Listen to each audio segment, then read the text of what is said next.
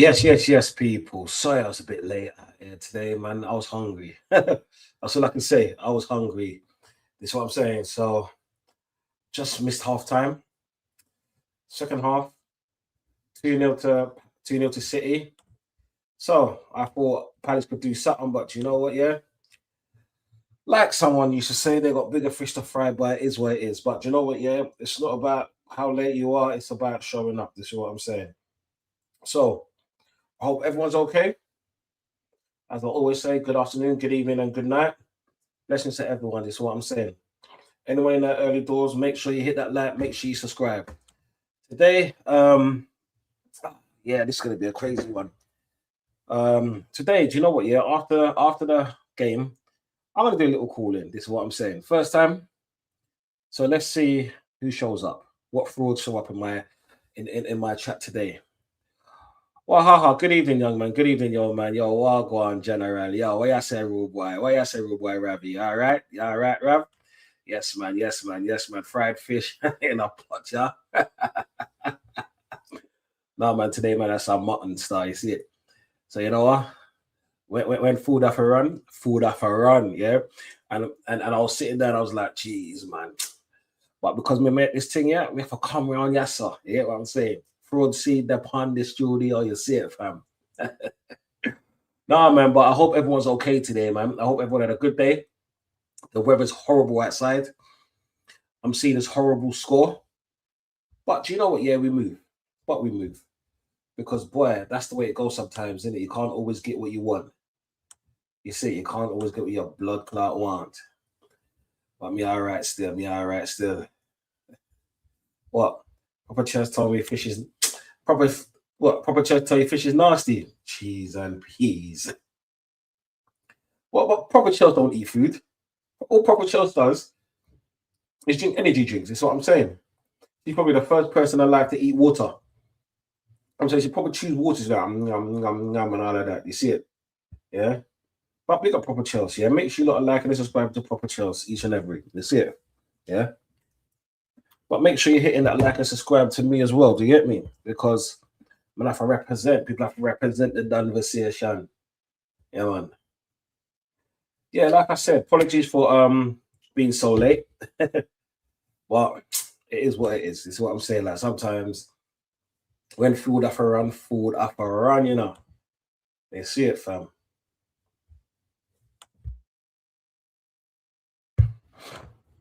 Oh, jeez, man. Hey, yo, Ravi. Sorry, Ryan. What are you saying, Ryan? All right, Ryan, I'm doing a calling after this, yeah. So, like, let me know what you're saying, fam. I want to drop the link in a bit, like at 90 minutes.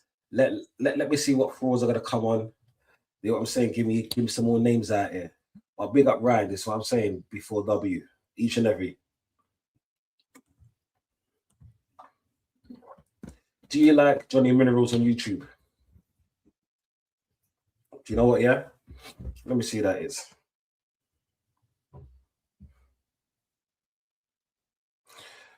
Johnny.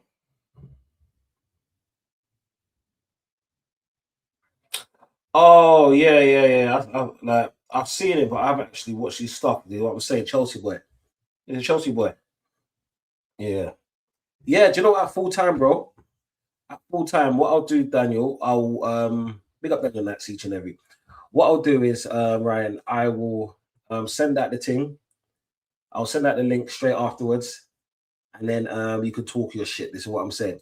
Do you know what? Yeah. Furthermore, let me send it out now. Let me send it out now. Like because this box is gonna bore me. So, people, if you want to join for a little piece and have a little football talk while watching a Man City match, come true. Come on, come true. Let's do this now. I'm sure it's never been done before, and if it is, I don't care. It's the first time on my show. This is what I'm saying. Yeah, Ravi says, ha. She does eat ice cubes. She told me. Do you know what? That's funny. Ross Clark, man. She eats ice cubes. Yeah, some people are mad. But yeah, people, the link's in the chat. If you want to join me watching this match for local, please come true, man. Let's do this.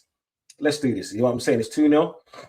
I did see the first goal. What was it? Foden back heel to Semenyo. The second goal, man was in food blood. You know what I'm saying? I had food coma while eating. You get me?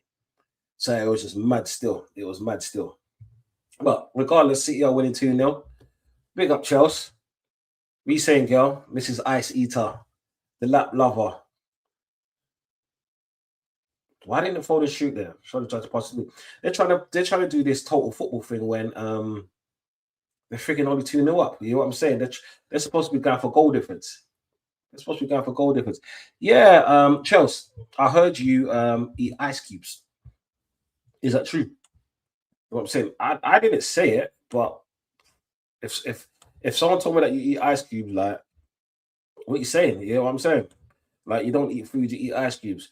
Do you know what? Yeah, you said it got taken down from YouTube. I literally just put it in my YouTube thing, and then I saw it still. So what I will do is I will there's probably something out there with it, you get me, and I'll see what I go on. Yeah, Daniel says I know Papa Chelsea. I know Papa Chelsea. Oh, where did you know Papa Chelsea from, Daniel?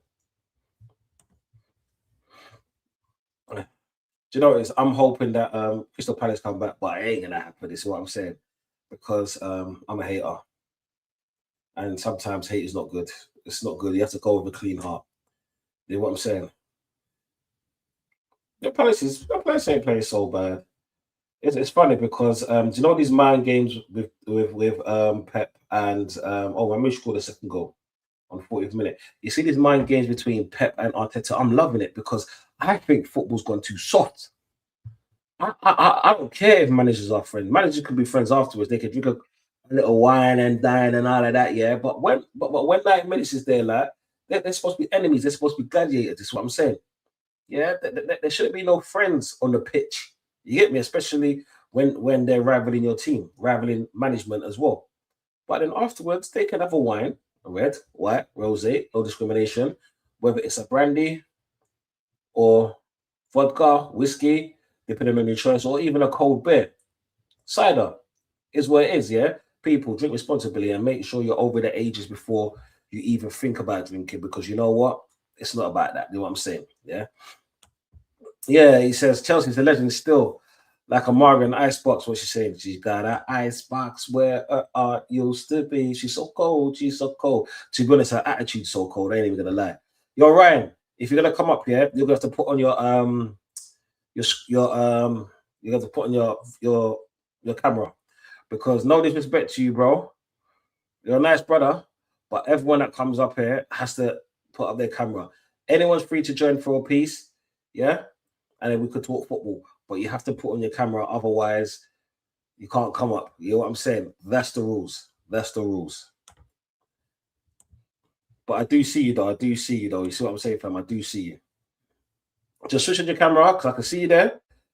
But it needs to be on, bro, because I can't have no one saying that I'm mad or none of that. This is what I'm saying.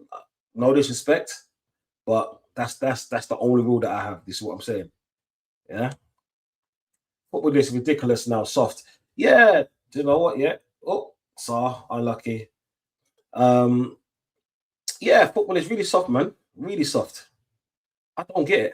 I really don't get it, but it's just one of those things, you know. Yeah, I just don't get it. Do you know what it is? You just got to kind of like take football for what it is now. Like, you remember back in the day, we used to play football in the street until God knows whatever hour. Kids don't play out no more. You ask them to play out, they'll be like, oh, can I take my PlayStation with me? Fucking kids, mate, they stupid.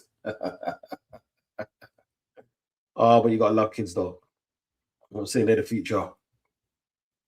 The future. You know what I'm saying? Simeone don't shake hands off. Simeone, he's a pussy old star, but you know what? Yeah, I do like his antics at time, but he's a bit too ignorant. Yeah, he's a bit too ignorant and all the rest of it. Yeah, but that's the way it goes. No fraudulent behavior. Do you know what? Yeah, I think you're talking to this person here because she's the biggest fraud out here. Yeah, Don.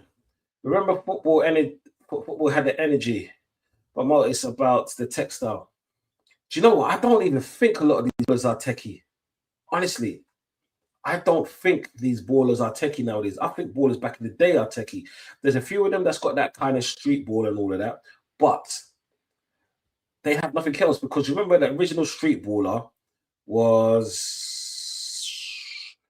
people say Ben Arthur, but you know before there was a Ben Arthur, there was a Joe Cole. Yeah, big up Joe Cole. He used to play down Market Road in Izzy. This is what I'm saying in Izzy. He was a baller. If you don't know where that is, if you know where Pentonville Prison is, it's literally around the corner from there. You know what I'm saying? Do you think Slot gets sacked? Do you know what? Yeah. No, no.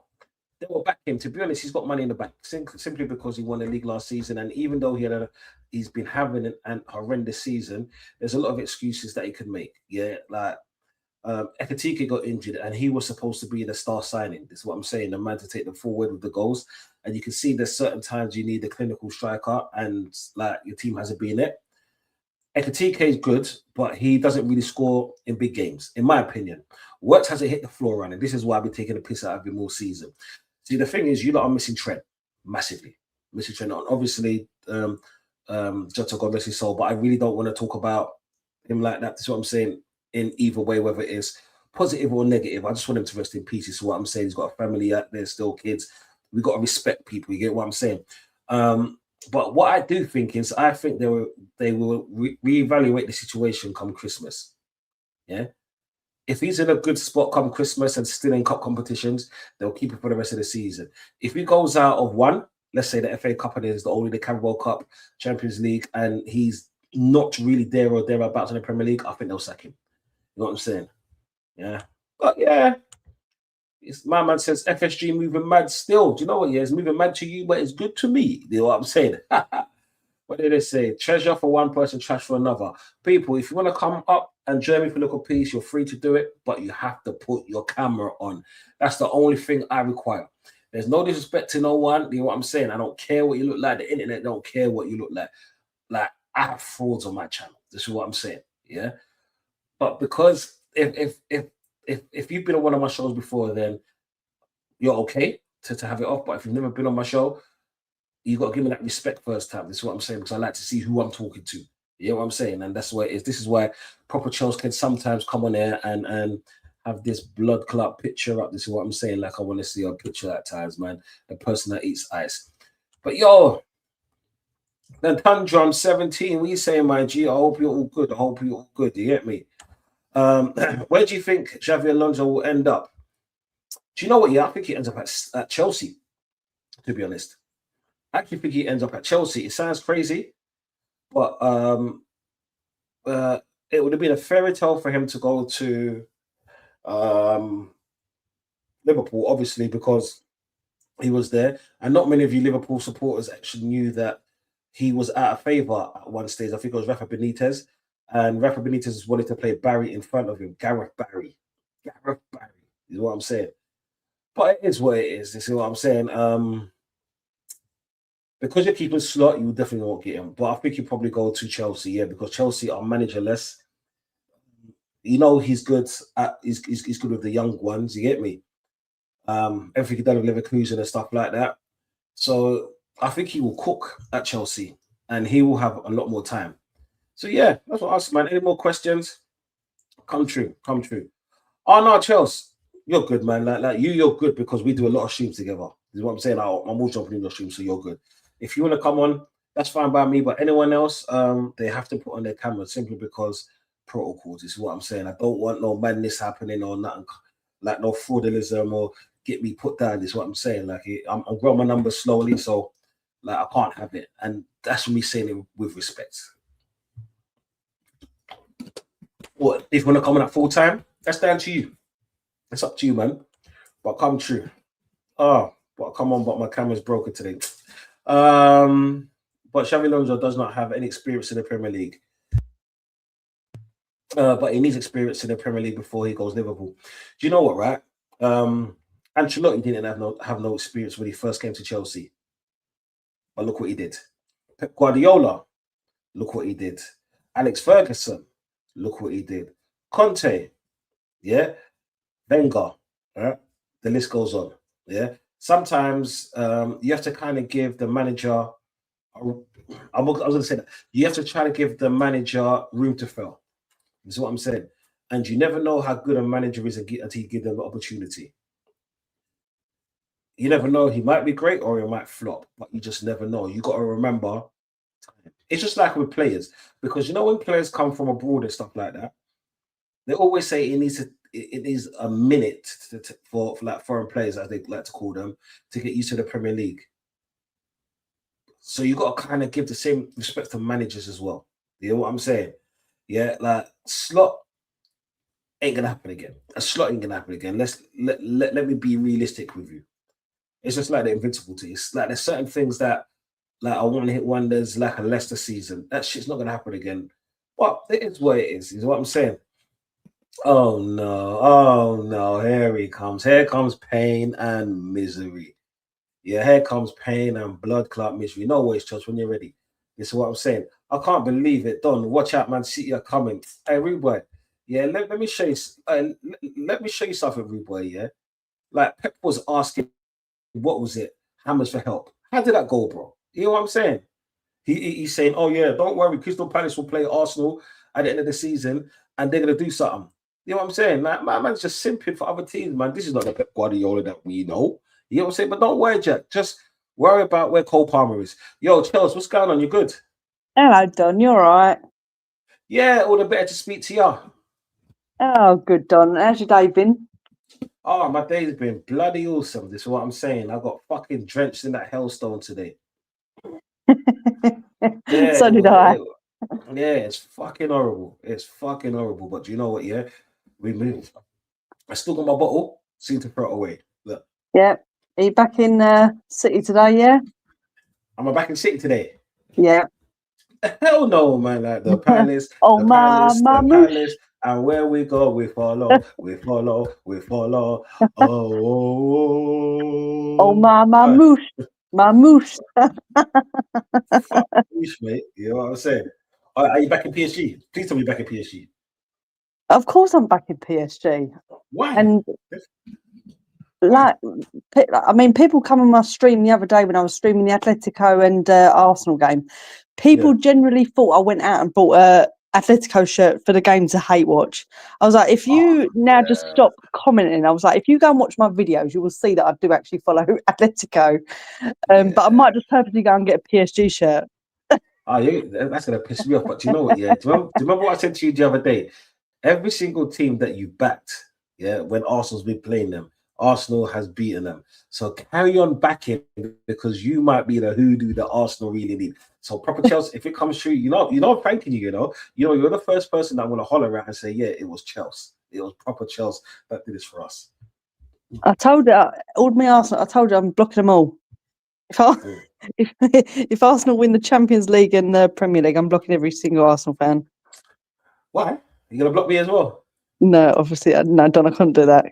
I need to troll someone. You can't troll me then. If Arsenal win the Champions League, no one can troll me. The thing that people can say is, "Oh, you champions of Europe," and I'm like, "Cup winners, cup for later." I get what I'm doing, and I get what you're doing, but the moment we do that, it's like no one can say shit to us. You know what I'm saying? No, Don, I can accept the fact that you're going to win the Premier League, and I will accept that fact, and I will congratulate you. Yeah, But thank you. Yeah. It's not your fault. Thank you. yeah, you sit there grinning. Yeah. But All day long, all day long. you do not take that Champions League away from us. No. If we get that Champions League, woo, I'm gonna. Do you know what? I'm not even gonna be unbearable. I'm just gonna say a few things for a few days, and then I'm gonna be like, "Come on, bring on next season." Right? No, that's fair enough. That's what it should be like. Yeah, the thing is, I'm not that bad of a fan. People keep on getting me mistaken for my fan base. I'm not like most of my fan base. Yeah. I'm not like that. Hey, Chelsea, do you want to answer this question? What do you think about that Southampton fan spying on Middlesbrough training ground? Do you know what? I've not seen much on it. I've literally Yeah. just before I joined your stream, what's happened with it? Um, I think they've just been like giving their game plan away. So they're Really? trying to say that Middlesbrough should have forfeit and all of that. Because I was listening to Talksport this morning, and they was talking about it. Just a little piece like when I was driving to work. And me, I'm a person. I think like, do you know what? Yeah, there are fans spying on the training ground. To be honest, why are you having an open training ground? Yeah, that's true. Yeah, why is Because it if you have open? it, Yeah. yeah, if it's open to the public and there's no barriers, no walls, no this, no that, anyone can fly over. Anyone can have a drone over that. This is what I'm saying. So to be honest, it's their stupidity. To be honest, and I'm surprised no one's done that already. Yeah, definitely. Yeah, that's Keep having really it a bit. open. Yeah, like like I don't get and I don't understand like why people haven't done that before. Do you remember? I swear it was Watford and Arsenal's training going back to back, and then Watford used to go look over and look at their tactics. It's no different from that. You know what I'm No. saying? Like so, uh, have close training grounds. Don't Yeah, like exactly. That's their own fault then. yeah, because I swear they invite the media in there sometimes. Yeah. Yeah, so like one of the media people could leak it. Like it's like just don't have open training grounds. As simple as that. Yeah, Yeah, exactly. yeah, Makes no sense. yeah. Yeah, and people call me a fraud. Oh, all right. Daniel, I hope that answered your question. You know what I'm saying? All right, your friend Jack is in there. Says what or your day is getting worse because City are coming for you. But do you know who's not coming for us? Chelsea. Oh, God. Right, Jack keeps on doing this. He's part of your fan base. So, come on, Chelsea, I've got to do it. Listen, I have, I don't know if you know, but do you know Oz Talks Chelsea? Is Yeah, Ozzy basically, talks. Yeah. yeah, Oh, also Chelsea. he's, Yeah. oh, Mr. Positive. Oh, yeah. He's just done a post actually Yeah. saying that Chelsea fans shouldn't be protesting at the Wembley game because it's a big day. It should be like family friendly, which I get is family friendly, but these blue co out protests are they're not violent. They are purposely, but he's going up. He's going. I'm not a brown envelope. This and that. Say that again. Right. So he's basically saying that Chelsea fans shouldn't be protesting at Wembley. And we need to take our egos off our head and basically don't let blue coat, egg barley, all them into our heads 24/7. This and that, all this Is he crap. is he a fucking prick? You're protesting because you don't like the way the club is run. Because This you is the don't best want way to protest at a club like that, like at Wembley. it's it's a friendly protest. What the hell is he talking about? This is what I'm saying. Because what like it's gonna be there's gonna be so many cameras on them and like it's gonna be massive. You know what I'm saying? Yep, So why not? I don't get him. Like, do you know what it is, yeah? Alleged. Yeah? You see that? yep, Alleged. That's all I'm yep. saying. That's all I'm saying. Everyone tries Like out he's him all the time, saying like he's a brown envelope to the club yeah, and gets paid. And but I think like the last protest I went to, and there was no violence there whatsoever. It was purposely just for the owners. And yeah, surely at a cup final, it's going to get the word out there, and sort of then apparently it's going to put a downer on the players and da da da. yeah. Yeah, no. Do you know what it is? Most protests never. Okay, I've never seen a football protest that ended up in violence. Not in my adult life. This is what I'm saying. No, Maybe when we was younger, but actually not even when I was younger. But in my adult life, I've never actually seen any protest that has got violent. If there ever was, it's probably because there was rival fans there trying to wind people up. So yeah, that's what probably happened. But it's a peaceful protest. You lot done one with Strasbourg. I swear it was Strasbourg came down the last one yeah, or whatever it was like, and it was nice and peaceful and stuff like that. yeah. So what the hell is he talking about? It's a protest. I Like, have no clue, literally. mate, AFC always big up my brother, yeah. That your boy Ravi asked a question. Don asked Chelsea about Hamza. He came in the comments of her TikTok live to tell her how fraudulent Hammer is and funny he is. What's Yeah, I that didn't about? even know who he was. Oh, Hamza. Yeah. Hamza. Hamza's a joke, man. Hamza's the ex-Arsenal fan that supported Man City when it became the rise of City. This is what I'm saying. It is what it is. Everyone knows who Hamza is. He talks over people. He's like the City version of Tony. Yeah. Tony Big him up, Cool. man. Yeah. Yo, AFC. Big up, big up, big up, big up, big up, big up. Yeah, Don. They want change, but fans act like that is pathetic. like Chelsea, do you think it's pathetic that they're what they're doing? Or explain to people why, because you're proper Chelsea, as it says in the name. So it's better for you to explain them why they're protesting. So, well, obviously the owners, because we're trying to get them out. I've been trying, like a lot of fans, not all the fans, but Mm. obviously when they first come in, I sort of like just let it go of my head a bit. But 4 years, I think they've been there now, and all Yeah, the fans have been trying to get them out ever since. yeah. Obviously, since Roman, no one's going to replace Roman. Mm. Um, and they're ruining Chelsea Football Club. They are ruining our club.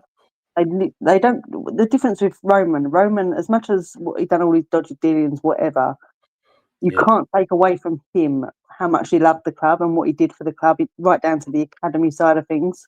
yeah, As much as all the money and etc. But it's all a trust the process, all that yeah. rubbish, and it's Oh, not working. yeah. Oh, Arteta's rubbish, you mean? But is it working for Arteta now?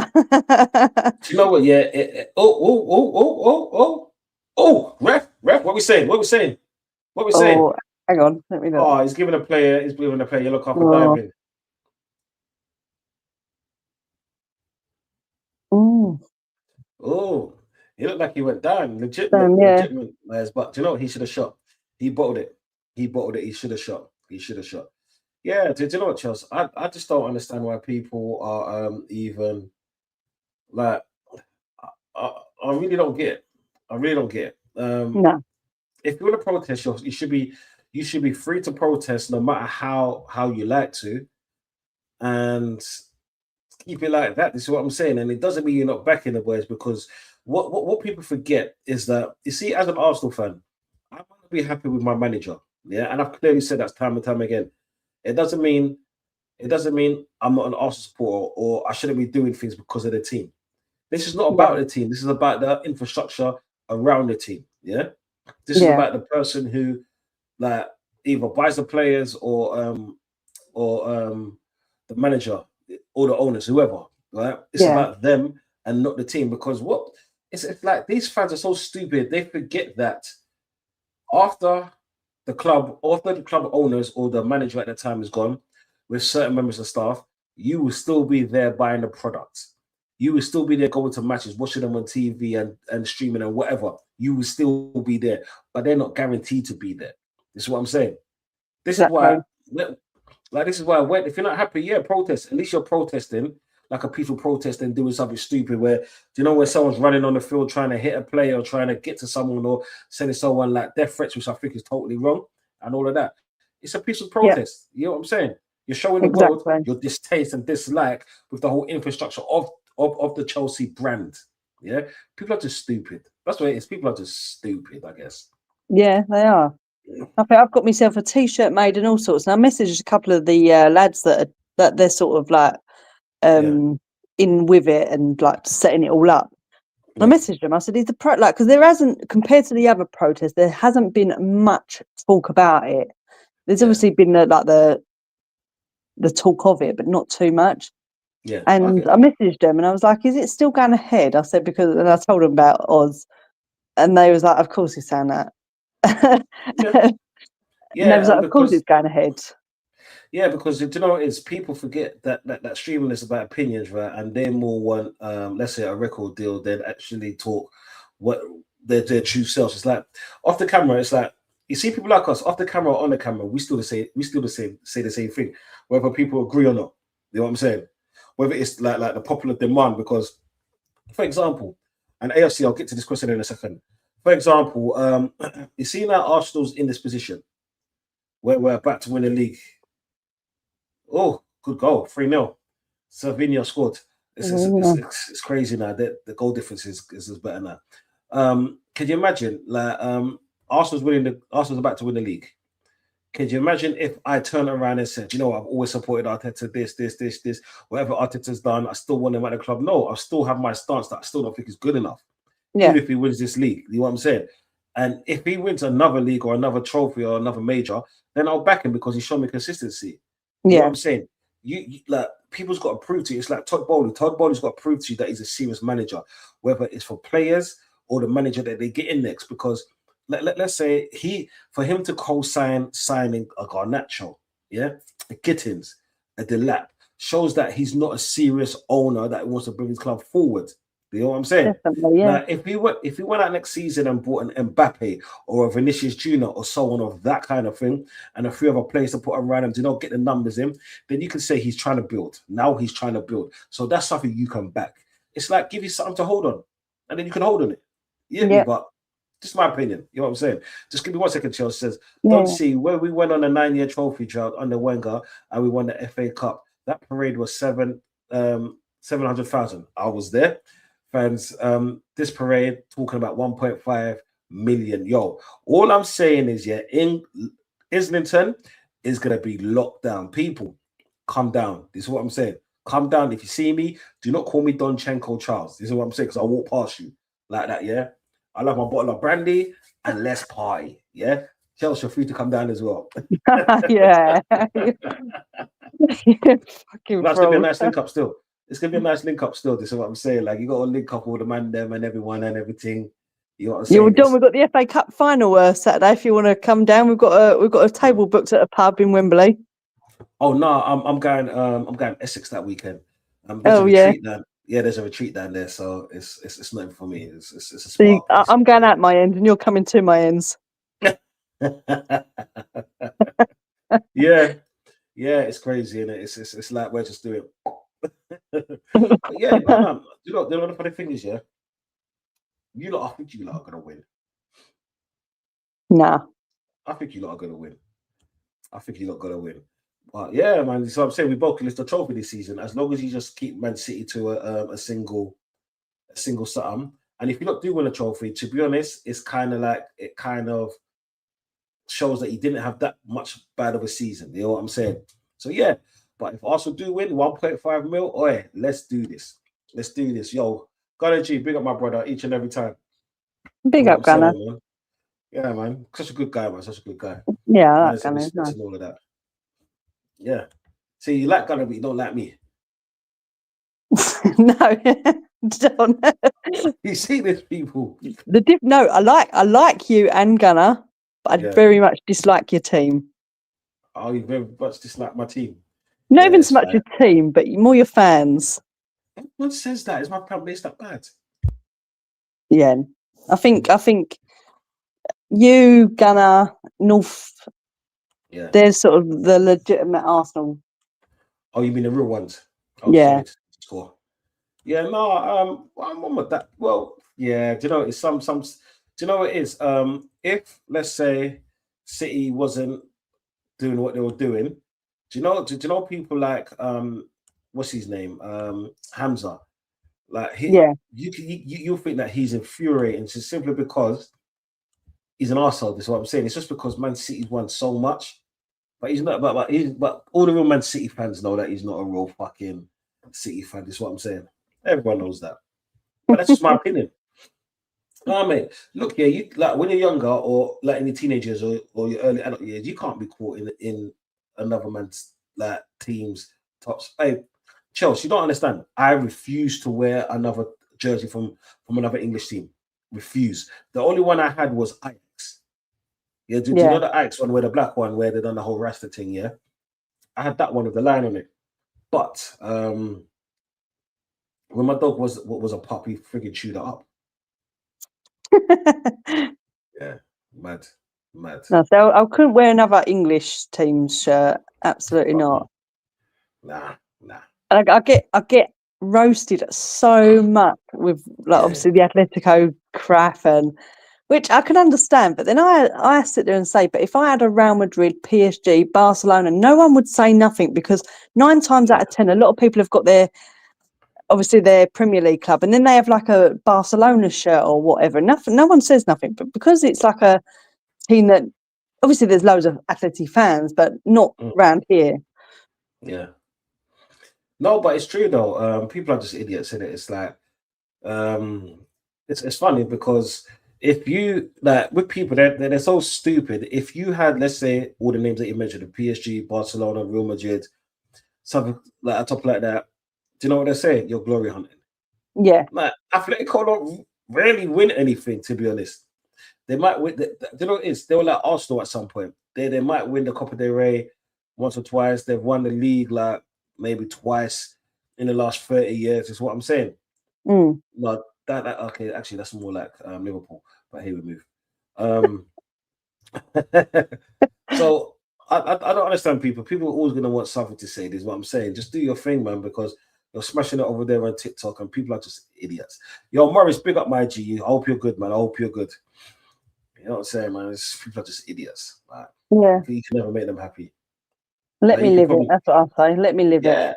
yeah, man. They're just haters, man. People just hate for the sake of hating, man, because their life is so miserable. Yeah, Exactly. that's why I'm always like I'm really trying to stop swearing in it. That's impossible. Yeah, fuck it is, isn't it? For me.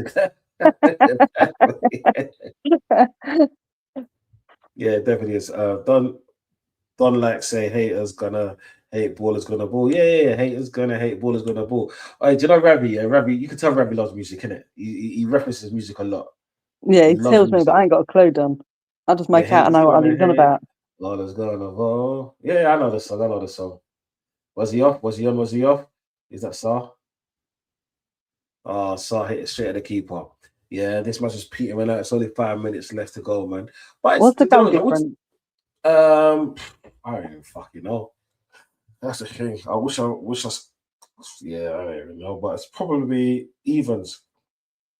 Oh, they got one goal more. Come on, That's City. right. One more. Get another couple of goals. Why are you such a hater? Why are you such a hater? It's not my fault Oh, you lot are fucking ninth or 11th or ninth actually, innit? ninth. Yeah, we could have been down to 11th or 12th potentially Oh last weekend. shit. So you could possibly finish 3 points, I mean 3 places ahead of what Man United did last season. That's crazy. But now look at Man United this season. Could we do the next season? Shit. we've Win got the league. Nacho, please. Please. We've got Nacho. Yeah. No. No. He's going. Actually get into the lap. No. He's going. He's going to. Well, I don't know. There was rumours, weren't there, of him going? What's this? What's his name? I forgot his bloody name. Oh, Rav, who's that player I sent you earlier? It's now going to PSG or something. Action Jackson. Action Jack. Do you know what? Yeah. Ravi. Do you know I know Action? Do you know I know there's a youth called Action Jackson? Yeah. Me and him grew up together. London. He's from my side of the woods, isn't it? Gordon is a pace merchant. Dead baller. Oh, that's it. Anthony Gordon. Anthony Gordon or something. Anthony Gordon. Oh yeah, Anthony Gordon. What you saying? What you saying, brother? You're right. What you saying, bro? Yeah, all good, bro. Just been a long day. Oh, bro, we know this.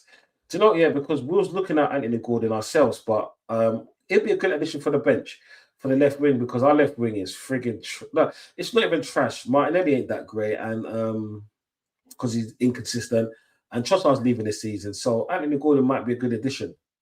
Him and one more in it. Oh, Hopefully, we Gordon's get that. Bayern. That was it. Bayern.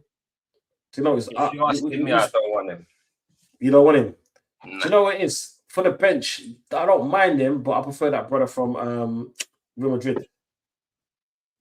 What, His name Diaz? Valverde. Oh, no, not Diaz. Which Diaz? No, Real Madrid not Bayern. No, I'm talking about Brahim Diaz. Oh, that young you. Yeah. Do you know, I forgot about that. Adagula? Yeah, Adagula. Yeah, he's more of a cam though, isn't it? He's more of a number 10. Yeah, but I swear he plays on the left as well. Yeah, but I'd say I've never seen him play on the left. He's more of a cam, to be honest. Actually, Adagula is like a younger Eze. Yeah. And such. Yeah. I don't know. Yeah. All right, what about Lookman? We can rate No. Atletico Madrid. Piss off. Hands off. Huh? Leave Why? off. You know, the thing is with Lookman is he has the quality, but Consistency. yeah, it's and the thing is, bruv, I don't want a player that's got quality but not consistent. No, I hear that, man. Because we have that already, like Trossard. Yeah, You know what I'm yeah, saying? for real. But the thing is, Like Trossard hasn't got Trossard, bro, legs, we know innit? he's a good player, but he'll perform and then, like in a season, you might get 3 months good out of Yeah, him. You know what I'm yeah, saying? He'll have yeah. he'll have a good couple of games, run out of gas, pick up again, then run out of gas. Yeah, man. But everyone thinks it is. It's like Yildiz. It's decent. Do you know what? Yeah. I like Yildiz. I can't lie. From what I've seen of him, not much, but Yeah. he's definitely. I reckon he's still a bit raw.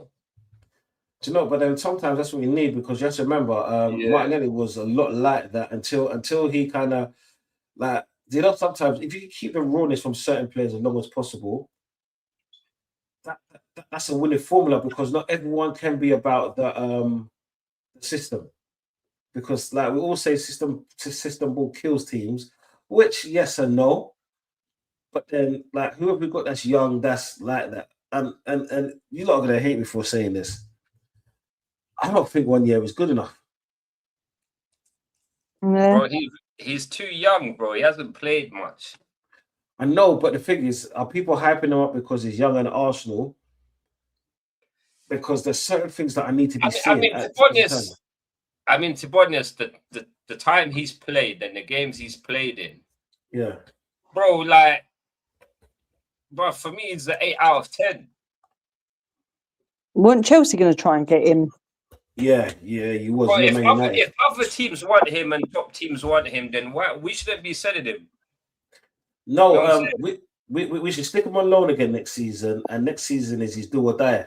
Oh, it's full time 3-0 City. Yeah, I'm on City. Fuck you, Chelsea. Like, don't get me wrong, I like Wanyeri, but I don't think he's ready for the first team of Arsenal. I think that he needs to go alone, get a bit stronger, and get some consistency. Because like in a team that we're loaning to, I personally wouldn't put him on loan. I think there's games this season that he would have performed in if he was in the squad. Hey mate, bro, I would Ozzy. rather me Ozzy. personally. Ozzy, I would rather SABR started number 10. Yeah. And then where we are back up and get rid of Odegaard. Ozzy, you're frozen like Elsa. I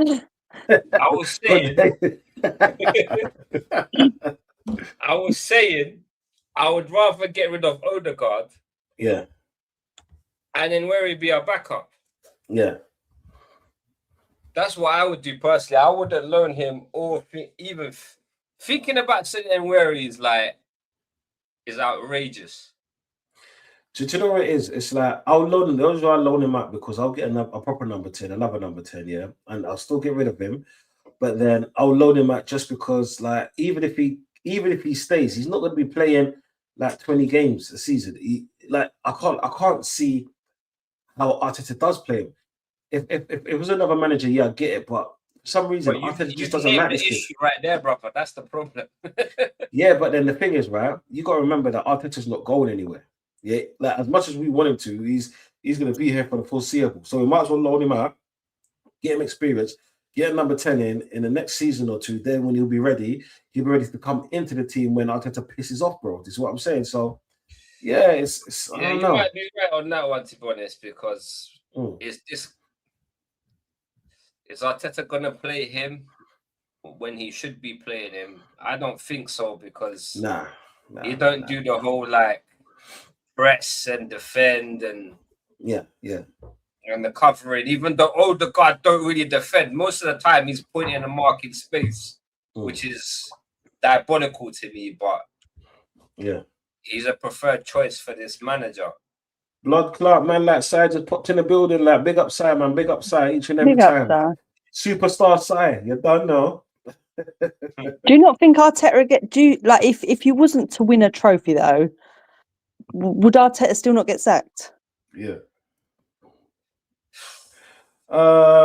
Did you know what? Yeah, for me, for me, he doesn't deserve to be at this club, even if he wins it, whether he wins it or not.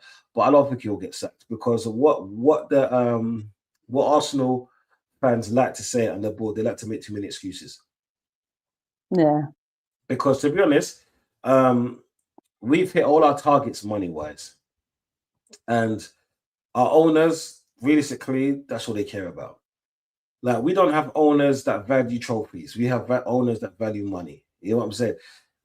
Even though we could turn around and say no one has ever been given a war chest, but was the war chest to win trophies or to sustain top two?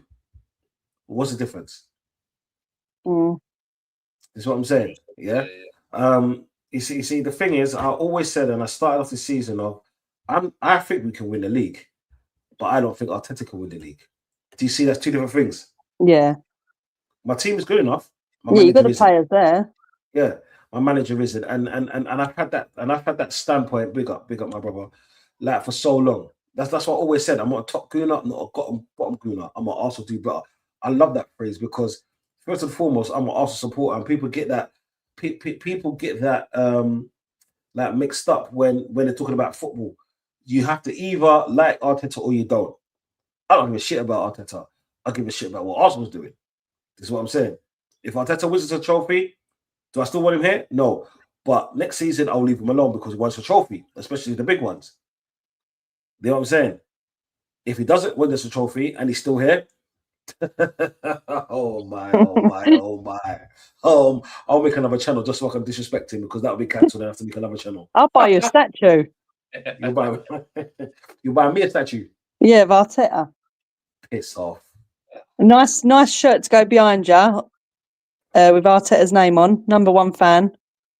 Okay, if you do that, yeah, I'm gonna buy you a Garnacho and Delap calendar just for you. I've already got one. You see, I told you people. Yeah? I told you people. It all comes out. What's that song? Let it all work out. I can't help it. It's just the one. It's the official one, so it's obviously got them on it. Nah, she just secretly fancies them, regardless if he's shit or not. I keep telling people she should love the lap. Unfortunately, not. Okay, Chinlu says the fullbacks have become the creators, midfielders for winning the ball, wingers as the strikers, and number 9s to hold the ball. Yeah, crazy times we live in, bro. Trust me, crazy times, and the goal scorers are the centre backs. It's crazy times that we live in. Like, football is just nuts. And oh yeah, big up to Hearts. Big up to Hearts. Did they win? Especially, they won the title. So do you know it's the first time in, like, was it 3 centuries or something like that the dominance has been broken. So did Celtic end up losing then as well? Yep. Good. Celtic won, no? Chelsea, if Arsenal won't win the league, I'm gifting Duncy a 2 new Arsenal kits with 0. You know what? Yeah, and this motherfucker will. Side, you know I hate you sometimes, yeah? Side, you know I hate you sometimes, yeah? Yeah, this pussy, right? Like, this Liverpool supporter, yeah, that mister, I'm gonna win everything this season. Like, it's I just can't be bothered. Oh, bastards. How is that? No, they haven't won. Do you know what's sad? I thought they did win. They stay above Celtic. I thought they won, you know. Yeah. I thought they won. No, Apologies, how is the next game Celtic and Hearts, bro? That's a crazy one. I think if it was Celtic lost, then they could have. Yeah, they would have been on 4 points. Yeah, but it's because they won. Yeah. Go on. Yeah. Hearts would have been 4 points ahead. So regardless, they would have still won it by 1 point. World champs, proper Chelsea. I'll take that, King. We've won it all. Yeah. Marco, obviously, yo, people, the link is in the chat. Yeah, if you want to come in for a look, please just let me know. Yeah, I know. Big up Tyrell, man. Big up each and every time, my G. I hope you're all good, man. Yeah. We were just here watching the what was it? The Man City Chelsea Crystal Palace match. And yeah. Chelsea on his mind. Yeah, because you're fucking next to me, you idiot. Yeah? Don't they play Celtic final day? Because she's such a fraud, man. Like, she's just a fraud sometimes, Chelsea. No, not sometimes, Chelsea's all the a time. fraud club, man. You can't tell me Chelsea's not a fraud club. Yeah, it is, man. No, it's fucking... yeah. Bro, they got a law firm running the whole club, bro. You telling me that place ain't fraudulent? Yeah. Well, no, we are a bit, to be fair. I can't. Listen, we are, but it is what it is. They got every fucking lawyer underneath the book brain saying, what's the loopholes? What's the loopholes? And we got another fraud. Big up, Simon, man. Big up everyone in the chat. Make sure you like and subscribing. Big up, sir. Donsi, can you hear me? I can definitely hear you, unfortunately. Big up Donsi, big up Chelsea, big up was all good. See, I'm here to say, Burnley, you have one job. I don't trust you, but you know what? Just give. Fuck off. About that one job. We don't want to hear that shit, guy, man. Put him on mute. This guy, man. Kick me out. See, Donsi. See, people are see how Donsi is treating us. See, this guy, even you don't want to finish. See, Burnley, just give me one draw. I'm not asking anything. Just give me one draw. See, I already accepted Arsenal are winning the league. But you know what? It will be so hilarious to see Arsenal bottling it. That's why I'm hope Burnley will do a small job. I know Michael Jackson is a very, very good singer. He passed away. But this Michael Jackson, bro, if you something, you can do something, I will be happy. Please. Can you imagine it goes down to goal difference though? Like you've been top all that yes, time. That's what I want, sir. That's what I want. I want. It'll be embarrassing. It'll be embarrassing. We should have had it wrapped up already, but when you've got a fraud of a manager, what do you expect? See, Ozzy, you can't tell that he's winning the league right now. You can't tell he's a fraud. He's winning the league. He is a fraud. Brother, you got slow last season, won you the league, no investment. 500 million investment, and you want him God. Yes, because see, he's for me, he's a bigger You're trying to tell me this man ain't a fraud and he's been here 6 years, man. No. Ozzy, you have to understand. Go on, bro. There's no context. There's nothing. Don't, bro. Respectfully, Si, I respect you, yeah, but I'm not hearing it. No. There's no context or anything you can tell me right now that can back your point right now. I'm not hearing it. Do you know, let's have a conversation right now, yeah? Donversation right now, yeah? If Arsenal win the league, are we saying that City bottled it? Yes, I will say that. Yes, I will say that. Explain. Yeah. Explain. See, because this is the same scenarios last 2 seasons, not last season, before seasons, Arsenal are there. City dropped points. Arsenal didn't capitalize. All people tell me that Arsenal bottled it. Now, Arsenal are right up there. Arsenal dropped points. Every fucking time they dropped points. City, they went ahead. By the way, they're top. Arsenal went to second. They went to Everton. Everybody said it's going to goal difference. Now City has a favorites because Arsenal bottled it again. Nobody predicted Arsenal are winning the league after the level, by the way. Before that, everybody said Arsenal. But after the level, before the Everton game, everybody said it's City's title now. This is a City. We all know Pep. Pep will run with this. No. After what happened against Everton, the Gehi pass, the way it's, for me, they definitely bottled it. This is City bottling more than Arsenal winning for me. Okay. Chelsea, what was your thoughts? Well, to be fair, I will say no, just for the fact that I said Chelsea were winning the league, so Chelsea are the ones that bottled it. You can't be serious. Yeah, in a sense, yes, I can't. City have bottled it, I guess. But I don't know, because Arsenal have obviously been the ones that's top longer. Do you know why I say City has bottled it? Because everyone says that City have the better players. City has the better managers, yeah? Better manager, right? City has the more accomplished manager with all of the rest of it. Plus, City was 2 points behind Arsenal in January and bought players. Gehi and Semenyo. Yes. People forget that. People really forget that. Arsenal didn't buy any players in January. You know what I'm saying? They bought players to get them over the line. You know what I'm saying? Yeah. And they bought players when they were 2 points behind us. You get me? Not 10, not 8.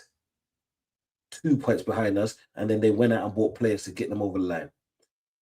So if everyone, okay, because most people had Arsenal with third, yeah, it was either Liverpool or City winning it, and then Arsenal was third. The 1-2 was City and Liverpool, yeah. So I wouldn't say Liverpool bottled it because Liverpool has had a horrendous season. We never been in title race. After 5 games, we never been in title race. No, after the first 2 weeks, no, and I'm with you on that. But with City, City's always there or thereabouts. It's just that they couldn't capitalize on when Arsenal dropped points. Not fully. You know what I'm saying? To be honest, Arsenal couldn't capitalize when Arsenal dropped points. To be honest, if that makes sense, that's Arteta right there for you. You get me? But just remember, when they were 2 points behind us, they bought players. So they wanted to go for the league. This is why they've been pushing. It's unfortunate that, well, for them that they haven't been consistent. You know what I'm saying? Because the games that you'd expected to win, they drop points in. Look at the Everton game. And thank you, Everton again. And don't forget, they said after you dropped points against Bournemouth, I think. Bournemouth, I think everybody said bottled it. That guy drinking with bottle, right? Drinking with bottle. Where is he now? Where is he now? I said that the other day. Yeah. Where is he now? You see, there is no coverage from Sky. Sky can't find him right now. Where is he? Oh, that's he's with Cole Palmer hiding. Yeah. Don't worry. Yeah. I can't do that. But I'm saying that, see, for me, if I'm speaking unbiasedness, it's, by the way, don't forget, every City fan said, we know we have to be. Every City fan wanted this. We wanted to be second. We want to chase Arsenal. Yeah. We know how Arsenal performs. We can win this title. The City or Arsenal are bottling it. For me, this season, this is the first season I can say, hand on my heart, City bottled it. See, if roles reverse, everybody say Arsenal bottled it. Keep roles reverse though. If roles reverse, everybody say Arsenal bottled it. I agree. That's what I'm saying. Yeah. But the thing is, we all know that most people and the mainstream media can't stand Arsenal because they say the fans are horrible. You know what I'm saying? Which I get in one sense. That you see, us fans, we can say our fans are horrible. And mainstream media shouldn't be. That's what I'm saying. They're supposed to have more of an impartial look on a lot of football. Us as fans, I can say I hate Chelsea. I can say I hate Liverpool, and I can say I can fucking hate Tottenham. Is what I'm saying, because I'm not in mainstream journalism. I'm just doing my YouTube thing. You know what I'm saying? It's about fun for me. Yeah, it's about getting rival fans together and cussing each other like to say we was in school again. That's what I see. But the kind of hate that I see put towards Arsenal, it's horrendous. It's what I'm saying. But we all know that any kind of hate towards Arsenal sells. Donsi, you have to understand the world revolves around hate. The world revolves around hate. Yeah. If you go and tell the positive, nobody wants to hear it. Let be real here. Nobody wants to hear positive things. Yeah. In general or in football, nobody wants to hear it. If you go and speak negative about Arsenal, that is a reach. Because you got fan base. Every Arsenal fan will react. They know what the Sky know what they're doing. And let's be real. City doesn't have that type of fan base. City is a small club. Of course, man. They got like friggin' about 1 million probably. I would say big up that's what I'm saying. Arsenal a bigger club. That's why. Yeah. See, I can understand there is hate. See, the only hate for me because of Arsenal fans. I said to Donzi so many times, I don't hate Arsenal as a club. I hate Arsenal as a fan base. Yeah. Plus, it gives me so much abuse. This pussy, no, you deserve it. No, don't you see? Don't get me wrong. You deserve that. By the way, you deserve. By the way, he's big up king. Hope all good. Why? You deserve the abuse. Big up. No. See, Donsi, go and see and your mirror yourself. Ask that question. Don't ask here. Go to mirror and see yourself and ask that question.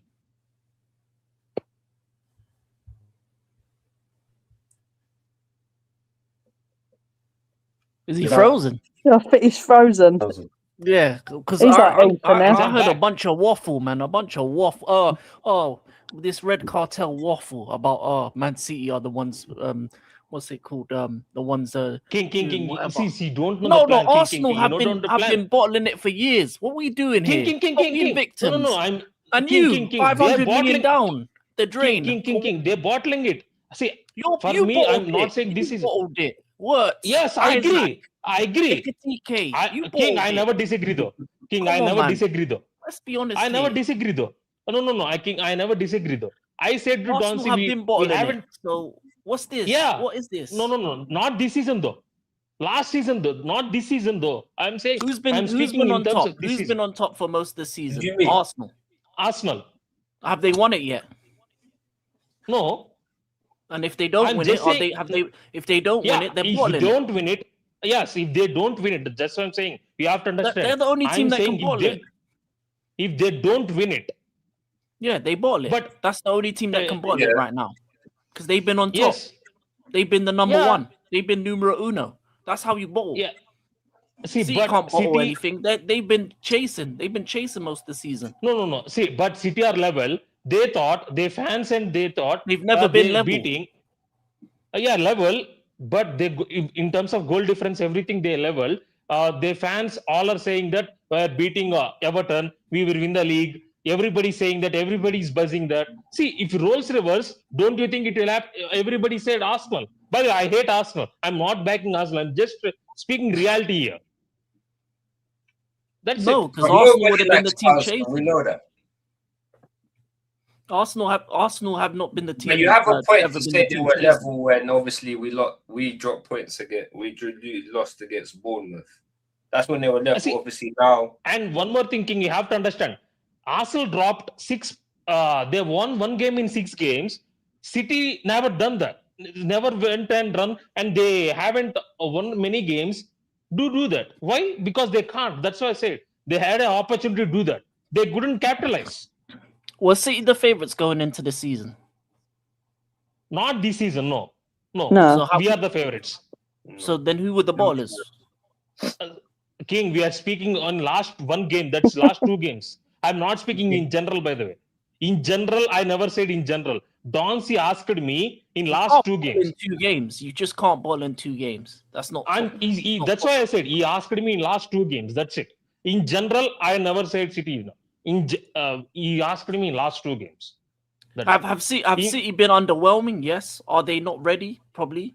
But if they lose the title to Arsenal, does it look bad on them? Yes, it does. It's not bottling it though. Wrong term. But I mean, to be honest, if roles easy for them, no. If roles reverse, don't you say about Arsenal that if roles reverse? Well, we can't roles reverse because City have won 6 titles in 8. I'm saying hypothetically. No. I'm saying hypothetically. What have Arsenal won in 23 years for them to have any sympathy from anyone? No. Nothing. King, I'm not. I'm not. So it can't be roles reverse because they're not the same situation. King, this is where you are getting me wrong. I never speak about last 7 years, not 8 years. I don't care about that. Donsi never asked about that. I can agree they bottled so many titles. I'm just solely speaking this year in last 2 games. That's it. He asked me about last 2 years. Yeah. See, if you given me last 6 years, I will banter Arsenal. I said to Donsi, if you don't win the league, I buy Arsenal shirts with 0. I said that. I made that comment. I want to happen that. Don't get me wrong. I came on the stream. I said, Burnley, please do something. I said that. You can ask Chelsea, you can ask Ozzy, you can ask Donsi. No, he did say that. Yeah, but I get it, bro. Like, if fans like myself and Donsi argue with our own fan base, bro, then the people from the outside, bro, is you have every right to banter us. You know what I'm saying? Because it just looks like. But you don't see Man City fans argue with themselves. You don't see Chelsea fans argue with themselves. No, they do. They do. All fan bases have it, but it's just there might be slight differences. It's more exposed of Arsenal because they were the originals of the. You remember when it was Wenger in, Wenger out? That was the original. Yeah, but that's the two thing. Different splits. But the thing is now, we're so, how do you say, hungry, desperate, whatever you want to call is, that my point is, bruv, just get one trophy over the line, then start talking some shit. Yeah. But even the Carabao, you know what I'm saying? Yeah. Not that I'm saying like this is the Holy Grail, but it's a trophy. The majority of Arsenal fans ain't won shit for a bloody life sentence. You know what I'm saying? 22 years, 23 years, whatever you want to. And they're like, we're going to do this. We're going to do that. Bro, get one nickel trophy over the line and then maybe say, okay, we won the Carabao, then we'll go do the double. Or we'll go for the big one. We ain't done shit in 6 years. Process, this, that, light bulbs, thieves, olive trees, dogs, pens, bro, TikTok videos, God knows what. And they're still giving it the big. See, by the way, is dog safe right now? I haven't seen that dog win the dog for last 2 years. Bro, like someone could ask PCA, bro. You know what I'm saying? And the dog. Isn't it, bro? Someone called our PCA, bro. Send them to the Emirates. Bro, you know what the thing is, yeah? You know what the thing is, like, for me, when it comes to this manager, yeah, he is part to blame for this joke of a fan base and this joke of a club. When have you ever seen a manager come and do all this debacle that he's done and not get over the line? When have you seen a manager go on and light bulbs, lemons, leaves, olive trees, get a dog, plant an olive tree, flipping, do around the circle with pens or the ball on your head? Like, brother, it's outrageous. You're just giving the outsiders, the rival fan base, more of a reason to laugh at us, as we're not a laughing stock already for bottling it or not winning it for years. And that's why, like, people like myself and Doncy, regardless if he gets it over the line this season, we still we'll say, well done. You got over the line this season. But for me, it's not enough to earn my respect. I like that picture. Sorry, go on. You know what I'm saying? Like, it's like a heavyweight boxer having 6-7 title fights and winning one of them. You don't really rate him that highly. You wouldn't say he's number one in the world. That's my view on it. I've always used the reference of Arsenal is like that title fighter who says, I'm the best. But every time he goes for a title shot, he ends up losing. Chisora.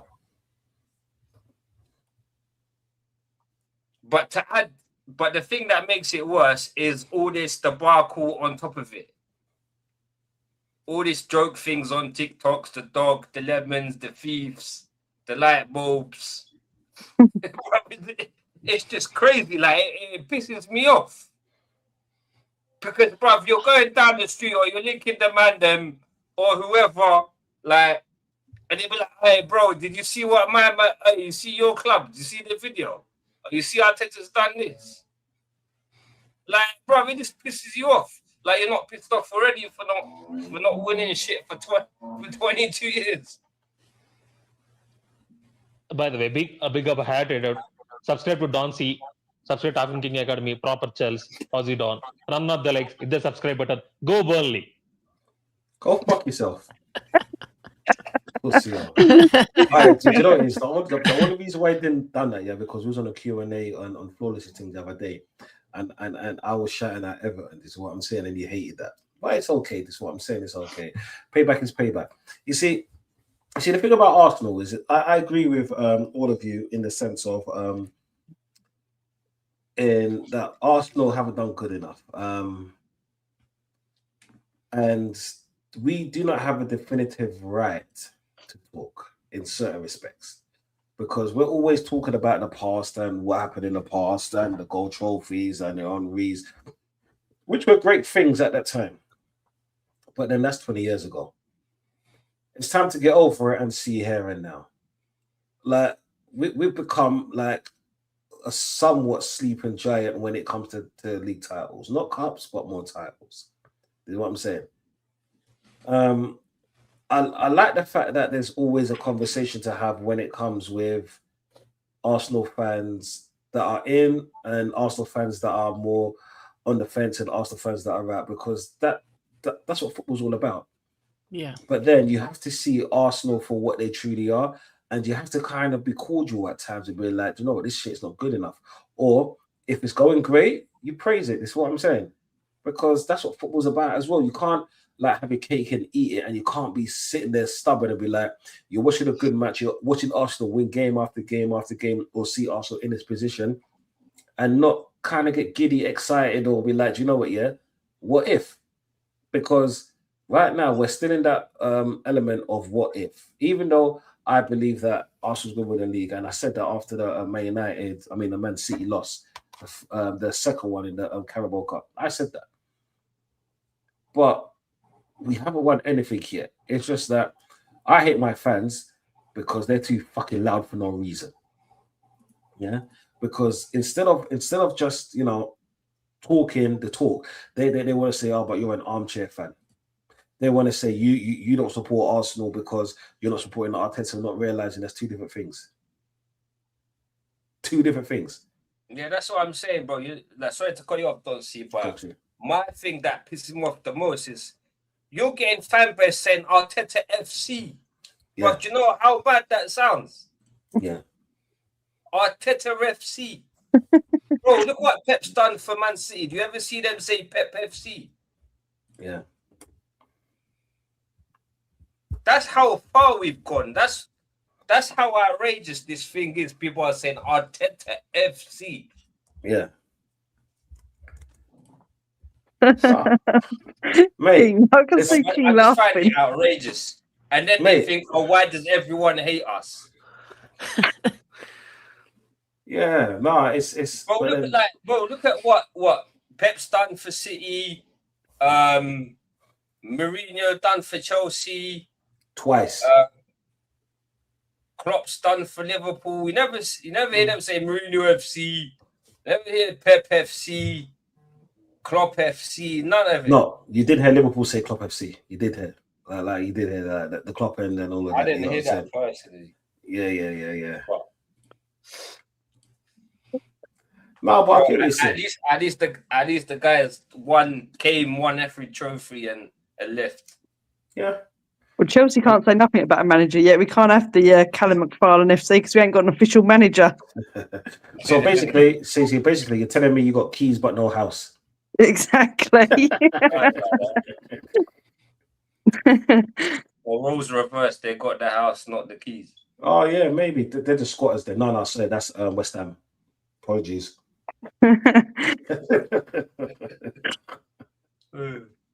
Oh no, I'm just joking, bro. It's all fun and games. Yo, big up Luke here inside the chat. You know what I'm saying? If anyone wants to jump on, just let me know or just come on the show. But you have to have your camera on. That's the only thing I'll ask. Is what I'm saying, because it's a nice conversation out here. It says, Mr. Sister Fister. Fucking hell. I don't even want to know what that means. Yeah, it says the sharks with sensitive teeth. Yeah, do you know what? Yeah, right now they got dentures. Right now they got dentures, and it seems like they've been taken out. But hey, it is what it is. Yeah. King, Chelsea. Can I ask you a question? Go on. Are you not going to win the FA Cup? No. Why not? We got a chance, but it's a very slim one. A slim chance. Yeah, like 1%. 1%? Nah, I wouldn't go that far. Are you hearing this, Ozzy? No, the thing is, bro, it'd be I don't know if it would be the most Chelsea thing they would do. Because, bro, we've seen them like do it when it was not expected at all. They beat PSG in the thing, the World Cup thing, wherever that thing is. They done it in the Champions League when they weren't necessarily favourites to do so.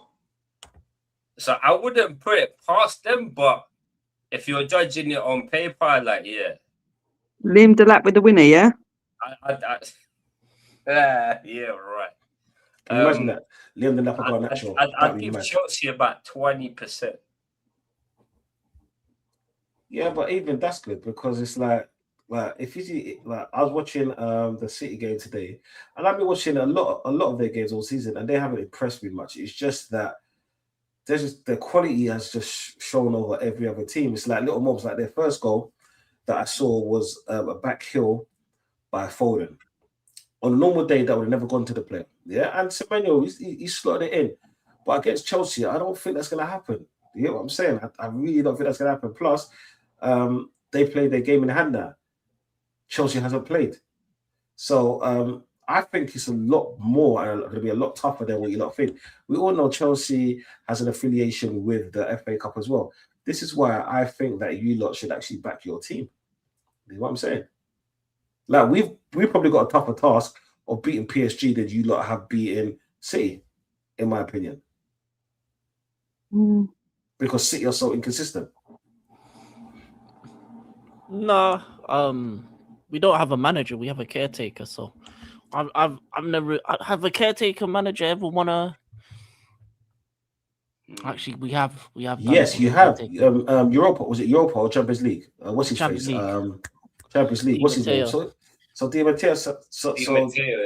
But they were real men. No, we got little boys right now. Oh, yeah, we talking about you got the lap. Don't say that about the lap. He's a real man. Nah, man, we got kiddos. If we had the same players back then yeah, maybe. But listen, you always have a chance in the final, but it's very, as I said, it's very slim. Just because I just think going into it, we've got a guy who was pretty much an academy manager at Man City, so he probably knows their system, their setup, which could help us. But we just don't have, outside of João Pedro, we don't have any attackers that can score goals. He's the only one that can score goals. Palmer hasn't really been good this season. Enzo Fernandez may get a goal here or there. Those are the only two. But everyone else, and especially even our last game when against Liverpool, we played 5 at the back because we had no wingers. So we're gonna have to just defend like hell. And who, Neto? Yeah, what about Neto? No, he needs to go. He's rubbish. Is he back from injury as well? He was injured, wasn't he? Yeah, I hope not. I don't want to see him go Garnacho again. You got to think as well. I think because Liam Delap was supposed to come on, wasn't he? He was getting ready to come on in the last game, and then all of a sudden he didn't. So I'm wondering if he will end up starting that match. And you just know the two centre backs, Tosin will be there for a final. You just know it. I hope not. If Tosin's there, we're losing definitely. That guy is rubbish. Yeah. He's coming to you. Don't worry. No, the 3 at the back we had against Liverpool, I liked, because it was all the good defenders. It wasn't really, there was no Tosin. It was Colwell. It was Fafana and one other. I can't remember who the third one was. Yeah, it was a lot better, a lot more solid. So I'd rather just do what we did against Liverpool, 5 at the back, and just let's see what happens. We have Reece James back as well, don't we? Yeah, so that could help. He can be one of those centre backs. And then Gusto can do his thing, and then left back Cucurella, and they can bomb down and whatever. Yeah. Or bomb down. All right. Ravi's asked this question. I know it's the second time he asked this, and I did star it. I just forgot to pull it up because StreamYard bloody kicked me out. You know what I'm saying? I think it was that Man City fan with the bottle, like, you know what I'm saying? Him and his minions.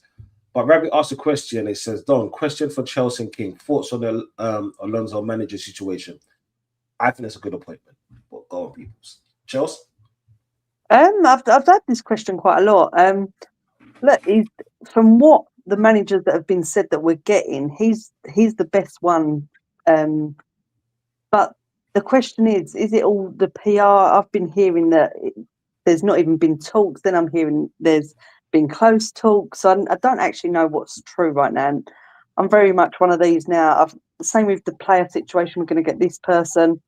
I'm not going to believe it until it's there. But Alonso would be the best bet. And also, there's another question that like people say, will Alonso be welcome at Chelsea? Because obviously being Liverpool. But of course he's going to be welcome. Like he don't play for Liverpool no more. He's going to do his job, isn't he? But I'd be happy with Alonso long term. I can't see him winning major stuff for us long term, but for now he will do. Yeah, but then he's got a young players in it, and he done that thing with Leverkusen. I swear he went undefeated, and even though it is in the German league, and there's no more than 2.5 teams there, that's a good feat to do, especially in your first managerial job. Yeah, he done the double. And plus, you lot gave Vecino a job, so come on, man! Like they can't get any worse than Vecino. Vecino was dead. What are your thoughts, King? I like it, to be honest with you. I like the fact that we have him, or obviously Iriola would be the lesser option because I don't know if he'll be able to make the step up, but he's a good manager nonetheless. At least what we're linked with now is good managers. I don't think none of the managers that we've been linked to outside of maybe Marco Silva is the only one that I don't like. So if it's anyone else, then it's fine. I think it goes like this. I think our first two options are Xabi Alonso and Iriola, and then the backups are Fabregas and Filipe Luis. But Filipe Luis has to get his licenses. He won in Brazil. Cool. Fabregas, a Como thing. I think eventually he comes to one of our clubs. More likely us than yours, because you like to keep your managers for 100 years for some reason. With Xabi Alonso, I think the only reason he doesn't come to us is if Liverpool decide to get a new manager, because obviously a player like him would rather go to a club he played for rather than go to us. So if Liverpool don't get involved, which would be idiotic on their part. Yeah, they're not going. Yeah, if they don't get involved, then we get him. If they do get involved, we go Iriola. So either way, I'm fine with those two options because they're way better than Liam Rosenior or old McDonald had a farm, who's our caretaker. So why do you look to go for someone like because we all know that Slot's going to be the next season, like at least until Christmas, yeah, and I think it'll be too late to go for someone like that then because he'll be swept up. Why don't you try to go for someone like Fabregas if you're going for something new, something fresh, and so forth?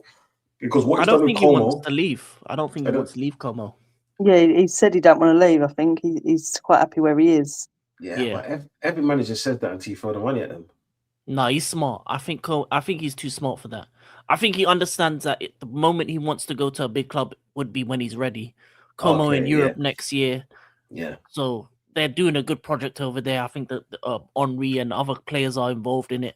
So for me personally, if I was him, I'm not going until I've done a couple years. Until I've done a couple years. Until I've proven myself with Como, win a couple cups, done something, made a name for myself in Italy, and then move on.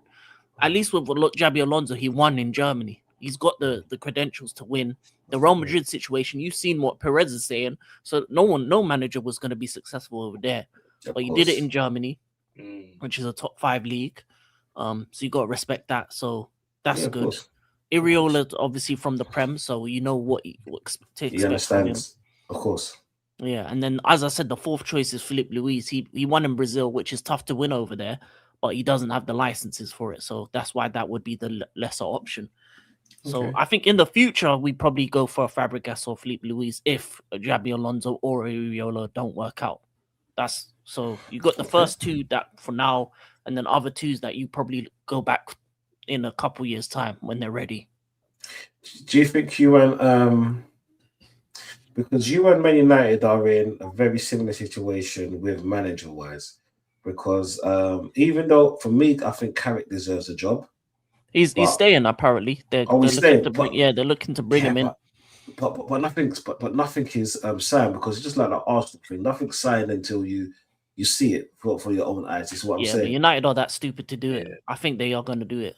But the thing is, I think that people should give Carrick the kind of respect. Because the whole emphasis of the whole Man United thing, and I'm trying not to be a fraud right now, yeah. The whole emphasis of the Man United thing was the players wasn't good enough. Yeah. Season after season, time after time, the play wasn't good enough. Amron and Eric Ten Hag couldn't get a tune out of them. Amron couldn't get a tune out of them. But a novice manager in Carrick has made them the uninformed team in England. And so many can say that, yeah, but they're only playing one game a week. People, they lost to Grimsby. Yeah. They didn't get past no semi-finals, quarterfinals, even the last 16. They was out of every cup competition in November. Near enough. So for me, what Carrick's done, I think he deserves a job and see what he can do with this team. Because if he's taken a broken team, which no manager can actually get to a decent position, I personally think he deserves a job like fully. And I'm not even trying to gas or be like, I don't want a better manager, because you have to give managers credit for what they have done, especially turning the team that lost to Tottenham last year. That made me sick even saying that in the final. Finished 15th, and now they got to the Champions League. No one saw this coming, bro. This was the original RKO. No, this was the diamond cutter. That's what that was. Yeah. For the WWE, that's a reference, yeah. The Diamond Dallas Page is what I'm saying. If you know, you know, yeah. So this is why I think he deserves the manager role, because of everything that I stated. These players were horrible. We all said this. Bruno Fernandes, he gave him less reign, just said attack. Casemiro in his old uncle knees, he got new life. Maguire was out the door, mate. Maguire was out the door. Ahmed was playing. Cunha and Bremo. Sesko's playing well. Yeah. You got to give credit where credit's due. And this is why I said he actually deserves the thing. You know what I'm saying? In my opinion, anyway. Yeah, I agree with it personally. He's doing the best with the tools he's got. So it'd be stupid not for him to actually give him a chance and see what he can do with some of his players he brings in and whatnot. I think Chelsea personally are going to get Areola. I don't see Alonso going Chelsea. It'd be I just don't see it happening. Wasn't Palace trying to get Areola though? Yeah. He would. I don't think he goes there either, though. I don't think that would be a waste of time. Bournemouth. Yeah, they're not even in Europe next season, Palace. That's what I mean. Like, why would you go there? Yeah. I mean, the thing is with Palace, it's just diabolical. You get a manager who's once again. Did he say Palace is not in Europe next year? They're in the Conference League final, bro. Yeah, but if they lose that, then they're not in Europe. Who are they playing? Freiburg. Oh, they're gonna win. No. Come on, man. They'll win. They're gonna win. They're in Europe next year. They're in Europe next year. But I think they're gonna win, but there's a possibility they don't. Yeah, obviously, yes. Of course. They're favourites, spin it, but there's always that chance that you can always in that final. No, they're playing Rayo Vallecano, Spanish team. Oh yeah, sorry. Yeah. Freiburg. And English clubs don't do well against Spanish clubs in European finals. So Atletico Madrid lost to them as well. Yeah. So it's not guaranteed. But back onto the Carrick point. I'm the opposite opinion. Obviously I know, Arsenal fans, you like keeping managers for long, but I'm not sentimental like that. I don't care what you did this season. Congratulations, Carricky. You did your job. You steadied the ship. You actually made, normal decisions because Amorim was an idiot. He should have been fired after the final, after losing to Tottenham in a final. Any manager that loses to Tottenham in a final should be fired then and there. Should be skinned. Obviously, he stays longer. He still does three at the back. Obviously, if you change it to 4 at the back, they're more comfortable. Then there'll be a better performances. And sure, he finishes top 5, but this is Man United. They want to win Prem titles. They want to win Champions Leagues. They're 20 times United, 3 times Champions Leagues. They should have more Champions Leagues, honestly, given the size of their club. Yeah. So if you want to act like, if you want to be a mid-table team and give a former Spurs player the manager role, go ahead and do that. But real Man United needs to get a man that's won things, that's actually done it, been there, said it in the job, and actually want to win trophies. Yeah. But yeah, cool. Keep Carrick, because next season he's gonna be crap. And when he's crap, and when you're doing the but he's our former player. Oh, we like him, like Ole Gunnar Solskjaer attacks. What's gonna happen? It's gonna fragment the fan base. Some people are gonna want to keep him staying even if he's losing. They're gonna go Champions League and get slapped about left, right, and center. And then what? Once they have a bad season by January, they're gonna ask for him to leave, and then they're just gonna be back to square one. When you could do the right thing and the smart business thing to do, and bring in a manager that knows how to win and has the will to bring in players, and also has that credibility in terms of bringing the elite players, because no one wants to play for Carrick. No one wants to play for that brother. That's the reason why he never made the England squad like that, because he's a nobody. People know Scholes, Lampard, Gerrard. They don't know Carrick. No. He was good. Let's see. He was good. I'm not talking about the player ability. I'm talking about the I'm talking about the credibility in terms of the name of who he is. If it's a Zidane, I want to go there. If it's a Lampard, Gerrard, you know the names. You don't know Carrick. Carrick was more of a destroyer, and we all see that not many destroyers get they don't get the respect. I understand that, but that's another thing about being a manager. When you make that phone call and you tell a player, "Hey, come Man United, it's Michael Carrick." Woo, woo, woo, woo. No, but if it's Conte, if it's Simeone, if it's someone that's been there, done that. With Man United, they get replaced regardless. Yeah, it's Man United. Man United get players regardless. But they're competing against Madrid, Barca. Yeah, I agree. You need a difference, mate. You need someone. We say the same thing about Arsenal. There's levels to the big club. If you're competing with Madrid or Barca and you've got Michael Carrick on the phone, then boop. Yeah, I don't. Hansi Flick with Man United, players would want to go there regardless. Nah, man, not with Carrick as manager. Not with Carrick as manager. There's a reason why Haaland didn't go United when Ole Gunnar Solskjaer was there. They're both Norwegian. He still didn't go. Why? Because no one wants to play for some random brother that they don't know. Come on. Player Haaland's not choosing Man United. No one knows Carrick out of England, man. They don't know him. They don't know him out of England like that. You're half right, because people always love to play under Pep just because he's the best. He's the in thing at the moment. But let's put it this way, players are going for money. Let's put that's only one of the factors. Because like you got to remember, he only wanted to go to City because of the project City have. It's like the whole LeBron thing. Yeah, you're going to the best team to win. You know what I'm saying?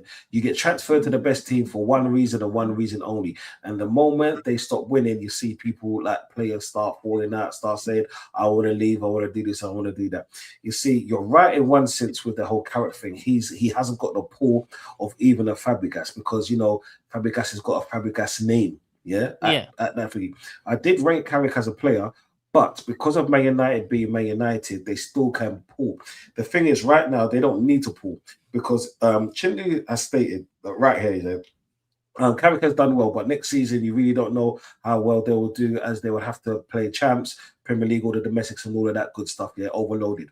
But the difference is, because Man United are in a total rebuild, they don't need to buy names. They need to buy the best players of teams around them. And then when they have a squad in 2 years or in 18 months now, you utilize free windows, and utilize them really good. That's when they can start bringing in names. This is what I'm saying. Because it's just like this, Let's check it from Liverpool's standpoint now, Liverpool's standpoint lost a few players, and what they didn't do was buy players in the right places. Like, like the Gahey's, put him in, because Gahey's not a name. Let's put it this way. Gahey's a good player, and he could be world-class at some stage, depending on him, But then if they put someone like him and another defender, they have bodies at the back. So now those stupid moments and those silly injuries wouldn't happen. If they didn't buy the Wirtz and they bought, let's say, a number 10 and a proper left winger, that wouldn't happen. This is what I'm saying. They'll be further up the field. Sometimes it's about building bodies, and then once you've got enough bodies, that's when you can start splashing out on the names. This is what I'm saying. Man United don't need names right now. They need bodies, because Fernandes is a name, But then look where he got them to. Cool, he's having a good reign, good form right now, but that's only for the rest of the season. If they keep him without Casemiro, you'll see Fernandes being Fernandes. You know what I'm saying? Yeah. This is why I agree with you in certain respects, but I disagree with you as well. Do you know what I'm saying? Man United have still got a big pull, but they don't need to be pulling big names. This is what I'm saying. Yeah, it's just like certain man out there. Stick with your level. Yeah, no, but the thing is, that's what they need to do. They need to have big names and the smaller names as well. But in order for you to make a squad worthy of winning a Premier League, you can't be giving it to an amateur manager. But he's not ready to win a Prem. He's not ready to win the Prem. Exactly. The thing is, with he's him, not even ready to. He's not even ready to compete in multiple competitions. Every time they play midweek, they've lost. Yeah, but the thing is, he's not that guy. The only thing I say with that is that we all said that their players were trash. Yeah, we all said that. Yeah, every single one of us on stream has said their players are trash. So he's getting the best tune out of these trash players. And look where he is. So this is why I said he deserved a chance. If he got the what job, players are trash? Because it depends. Because the players they signed weren't trash. No, okay, not the players that they signed. The players that they had already in that team. Oh Shaw was trash. The keeper and everything else. Yeah, the keeper wasn't trash. He was signed. Okay, the keeper was decent, right? But then everyone else from in and around them was the horrible. The defenders and midfield was a bit. But then they're the most on-form team in 2026. Yeah, with trash players.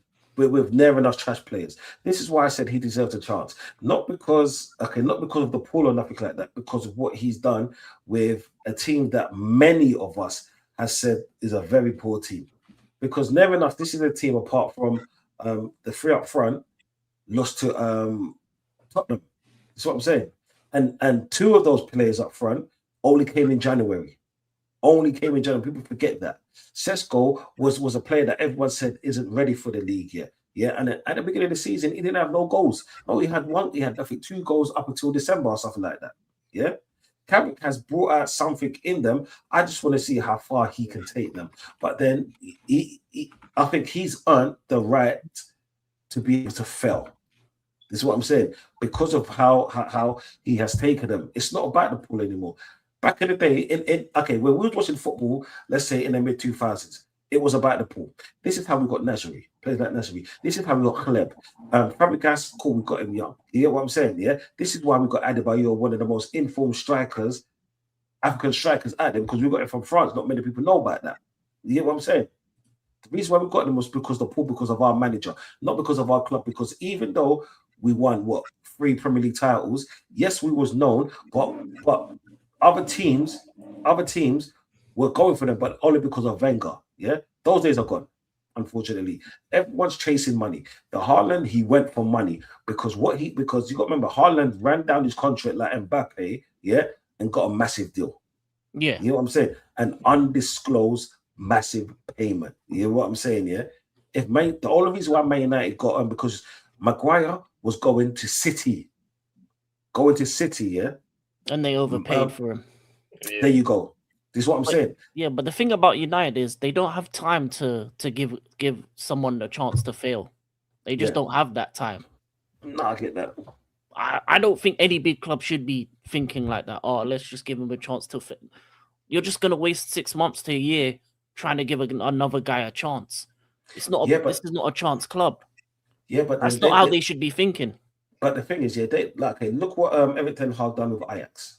Yeah, they thought because he done it with Ajax, he could come there and do it with Man United, and he wasn't the creme de la creme, but at that time he was bigger than the Areolas and all the rest of them. Yeah, he was bigger than the Emirates. This is what I'm saying. He went to a massive club like Man United, and he felt horrible. So if you're given like decent managers at that time, very good managers at that time that done so well in their former club, the time and they failed. Someone that seemed as mid has got this mid Man United to 3rd place. You got to get like that. For me, just for me only, you got to kind of put some respect on that. And I fucking hate saying that because I can't stand Man United. But from what Carrick has turned them around doing, because Man United wasn't like at the beginning of the season, I'm sure we can all agree that Man United didn't have a style of play or anything. It was horrendous. Yeah. And now you're seeing them blow teams away. This is why I said it. It's just like Maresca. I didn't think he was a right fit for you lot. But then when he came in and his style got implemented, I was like, oh, okay. But then you got to give certain managers a chance to fail. You get me? Yeah. Man United, cool. I'm not saying that them not winning the league, they should be winning the league. No, they shouldn't, because they're in a transition again. So they need to start picking up the cups like the rest of us did. And then after that, they can revisit certain things, steady the ship before they get someone to take them over. That's just my opinion, man, because they haven't got the team yet. You know what I'm saying? They ain't nowhere near title winning or title challenge because they can't play 2 games a week yet. But then that's added not having the players to play 2 games a week. Who are they going to rely on? Mount. He's pissed poor. This is why you lot fucking sold him. Money Mount. You mean broke mountain? You know what I'm saying? Or broke back mountain. Yeah. But no, we though. All right, just a quick one because fuck Man United. We can't stand Man United. Question for you. Question for all. Thoughts on quality of managers in the world. Good question, Ravi. You like to say that first. Chelsea, you ain't said much. Well, to be fair, there's top class managers in the Premier League. There's none right now, really, other than sort of Pep.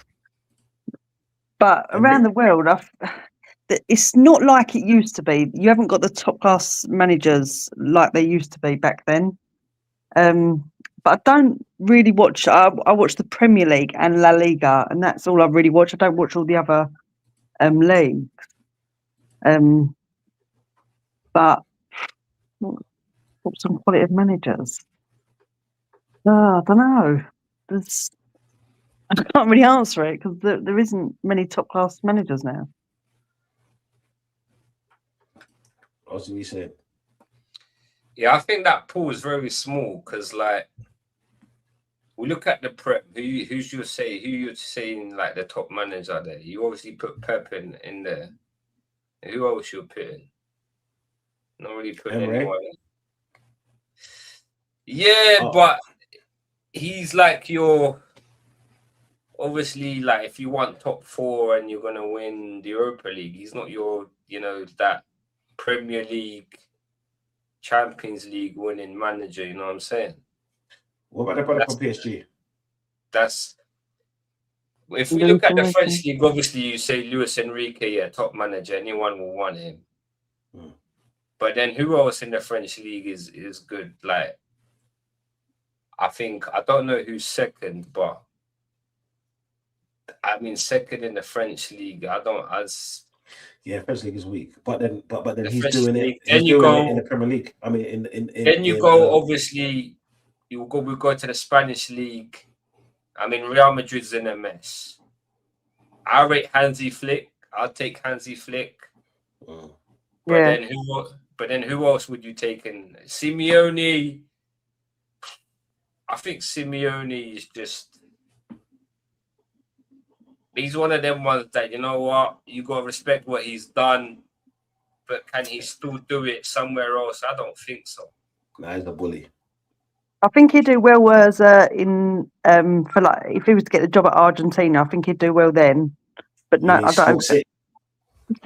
I think he's finished with the clubs now.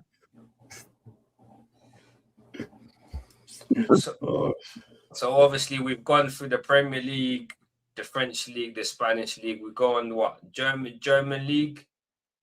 I mean, Bayern Munich pissed that league season after season.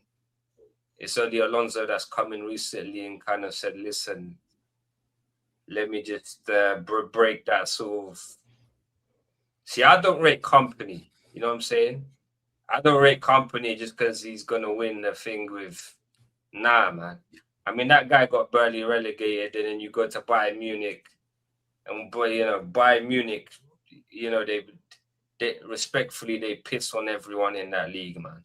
Even Dortmund, that kind of was in and around back in the day, they're not even there anymore. But if you don't hear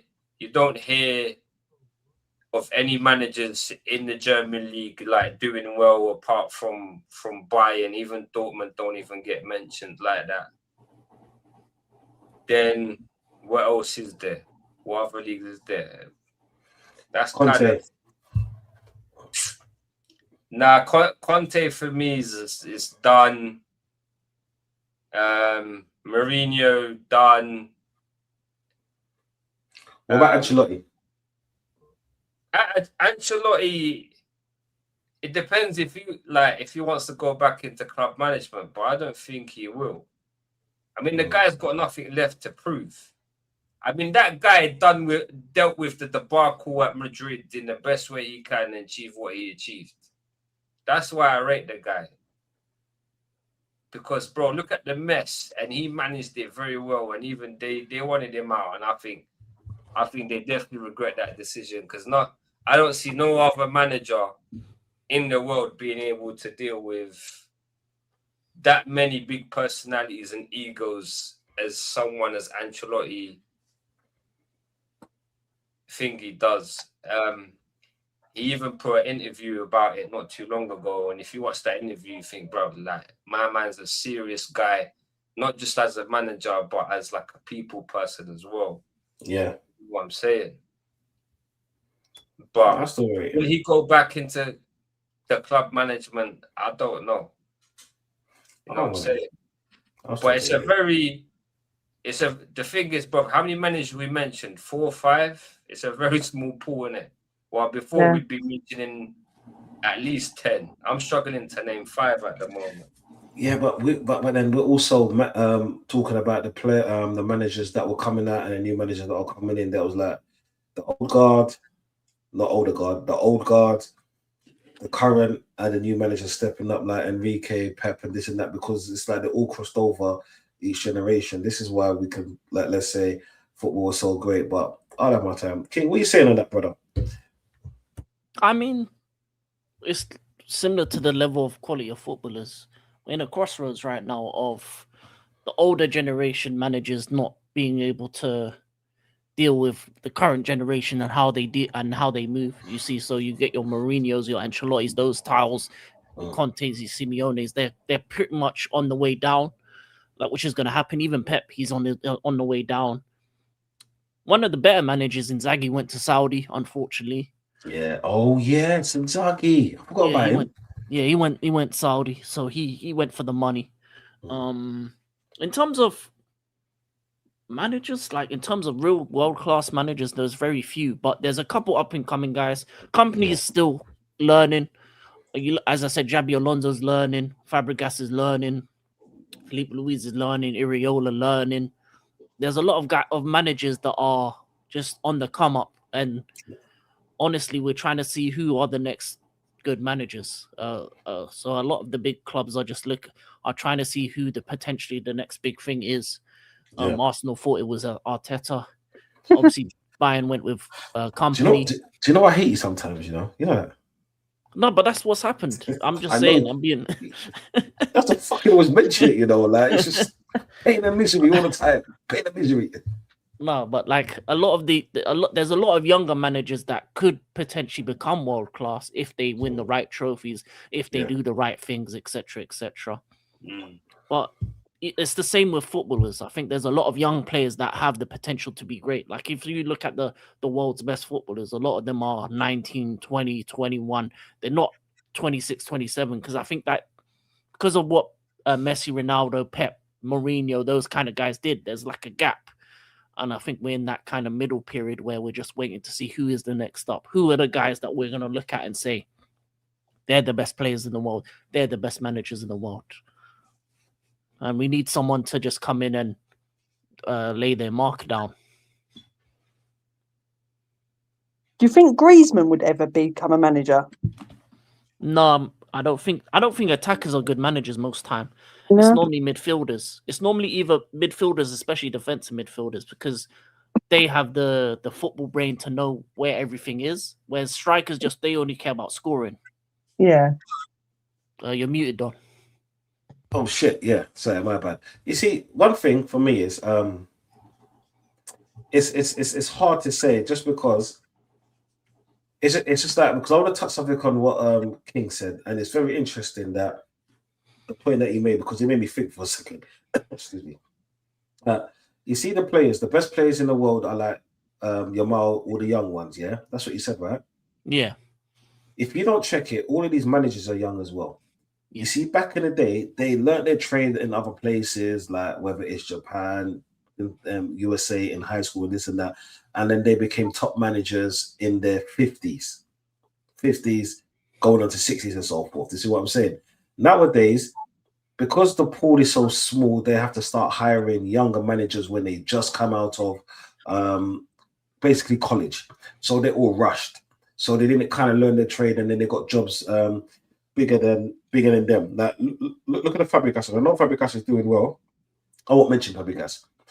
I think Pep started it, because remember Pep was in the B team, so everyone's trying to like have the new Pep at their team. That's what they want, the new Pep at their team. The moment they finish their FA college badges or whatever you want to call it, like a Lampard, they get thrown into the deep end without making their mistakes. So they have one good season at a club, and then people say they're ready, not realizing a big fish is always going to be a big fish in a small pond. Make that the sea, and you see an orchid come and eat their blood clot. You know what I'm saying? And I think that's what it is. Everyone's trying to make the new Pep, in my opinion, instead of letting it marinate. But because the pool is so small and all the greats have gone, all the like Sir Bobby Robson, God rest his soul, Jose Mourinho is not it no more. Pep already has a club. Then who do you have? Ancelotti he's doing Brazil national team. Arsene Wenger's gone. Yeah. Conte is in Italy, and Conte, yeah, he's a good manager, but I don't think he'll do the same thing he did for Chelsea for another team in the Premier League just because of his style. You know what I'm saying? Who else is there? Enrique has got such a good thing at PSG. The only way he's leaving is if he gets bored or he falls out with the hierarchy. You know what I'm saying? Who else is there? Because all the old guards are gone. You know what I'm saying? All the greats have kind of retired or rid off in the sunset, as they say. But it's just that the manager's just getting too young, is what I'm saying. Sooner or later, like, you're going to see, what is it, a 30-year-old try. And I remember Chelsea tried to do it once. I think it was with Dennis Wise or someone that became a player manager or something like that. When was it Gullit or Rijkaard or Gullit? It was what I think it was one of them. Oh, I think it was Ruud Gullit. Ruud Gullit. Yeah, not Wise. Ruud Gullit was a player manager. Yeah, when obviously your manager got sacked and this and that, and then he played a few games, he subbed himself out. That's when it all tried to start. And obviously Pep came in from the B team and then like destroyed everything. And now, like I said, everyone's trying to make the next Pep. I think it's just the way football's going now. Is what I'm saying. It's going younger. It's a young man's game, and especially the managers. But I think in the Prem, I think ideally you probably look at, for like each of our clubs or each of the big clubs, City probably looking at company at some point. Arsenal, they'll probably stick with Arteta because they're fools. United are doing the Carrick thing, which, fools. Chelsea are looking at Fabregas at some point. I would say Xabi Alonso should go to Liverpool. That would make sense. So yeah, you can see a lot of former players becoming managers of the clubs that they used to play for. All right. Sorry, King. Can you just read out what this prick said?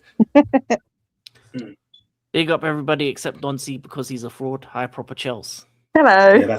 That's facts. Facts. Go fuck yourself, you pussy. I've got a big smile on my face. I facts. You made proper Chelsea blush. Oh, that's so sweet. I'm gonna do a Don proper grinning. Okay. Fuck off. Pussy hole. Hey, you're an asshole, I can't believe you just called me a pussy, Hey, that's fucking rank, Hey, Chelsea, you'll be spending too much time around me. Stop your badness, okay? Bad, call me. Oh, you see these Chelsea's lot, like see, Fats come in here, and then now she's calling me a pussy. Hey, Fats, I blame you wanker. No, but that's a great point. Even Chinlu mentioned it, like the Fergies, and I can't believe I didn't say his name, Fergie, Capello, and Liffy, yeah. they all gone to, they were big in their 50s. And that's exactly what I said. It's that managers got into their prime and so forth in that time because they made their mistakes very young. They're mid, they went to a decent team, and then later on in their life, they went to a big team. Nowadays, it's like you just finish your UEFA badge. Within 2 years, you're at a big club. And I think that's what's killing football. Because even though there's some ballers, and these lot are some ballers, they're so system-based now. Instead of someone trying to find a new style their own, they're just like a bullshit MC. They're just buying everyone else's shit and trying to make the perfect team. This is why we see an Arsenal. Yeah. This is why we saw a Chelsea at some point. This is why Eric Ten Hag failed at Man United, Ahmed failed at Man United, and so forth. This is why Ange Postecoglou, no, he's shit. Fuck Tottenham. Don't even mention him on this stream, please. You know what I'm saying? I will rage quit. I'm just joking. No, but that's where it is. I think my man answered another question. Yeah, did I find it? Okay. Done. Thoughts on how Arsenal will strengthen next season? People, get your questions in. We can strengthen by getting a new manager. That's the best strength we can get, in my opinion.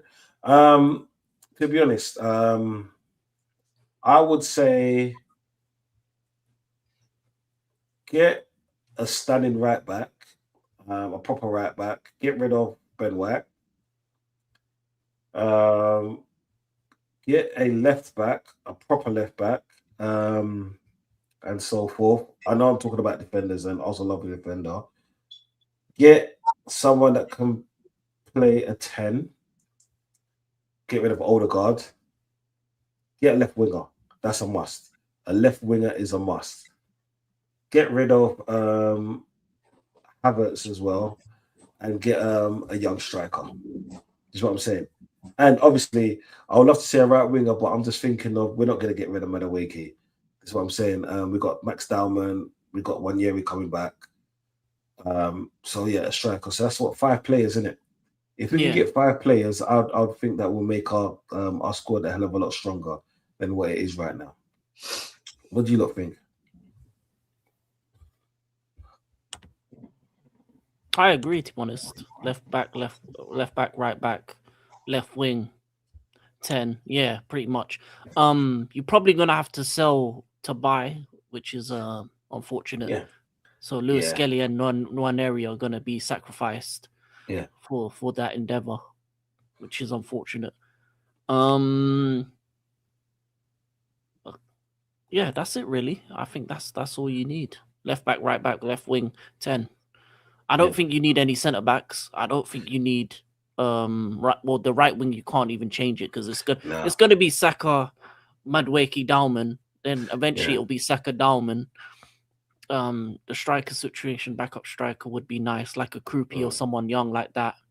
Or Alvarez, something like that. Like, this is what I'm saying, something different. This is why I said those players, because I know left wing. I know we can need a left wing because Trossard's leaving and Madueke is not up to scratch. So I'll say that striker. I'll say get rid of, because I'm going on the assumption of, let's say, and Havertz and Odegaard will leave, a Ben White will leave. This is what I'm saying, and all the other French players that's in our team.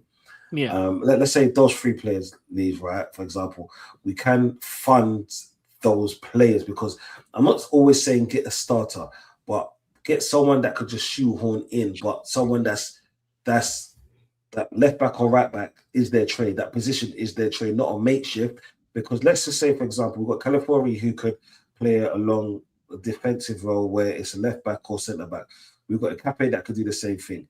This is what I'm saying. We've got Timber that could do the same thing on the other side. You know what I'm saying? So realistically, the back line is fine. This is why I didn't mention the centre back, right? Left wing, Trossard's, I am assuming Trossard's going to go because this is his last season.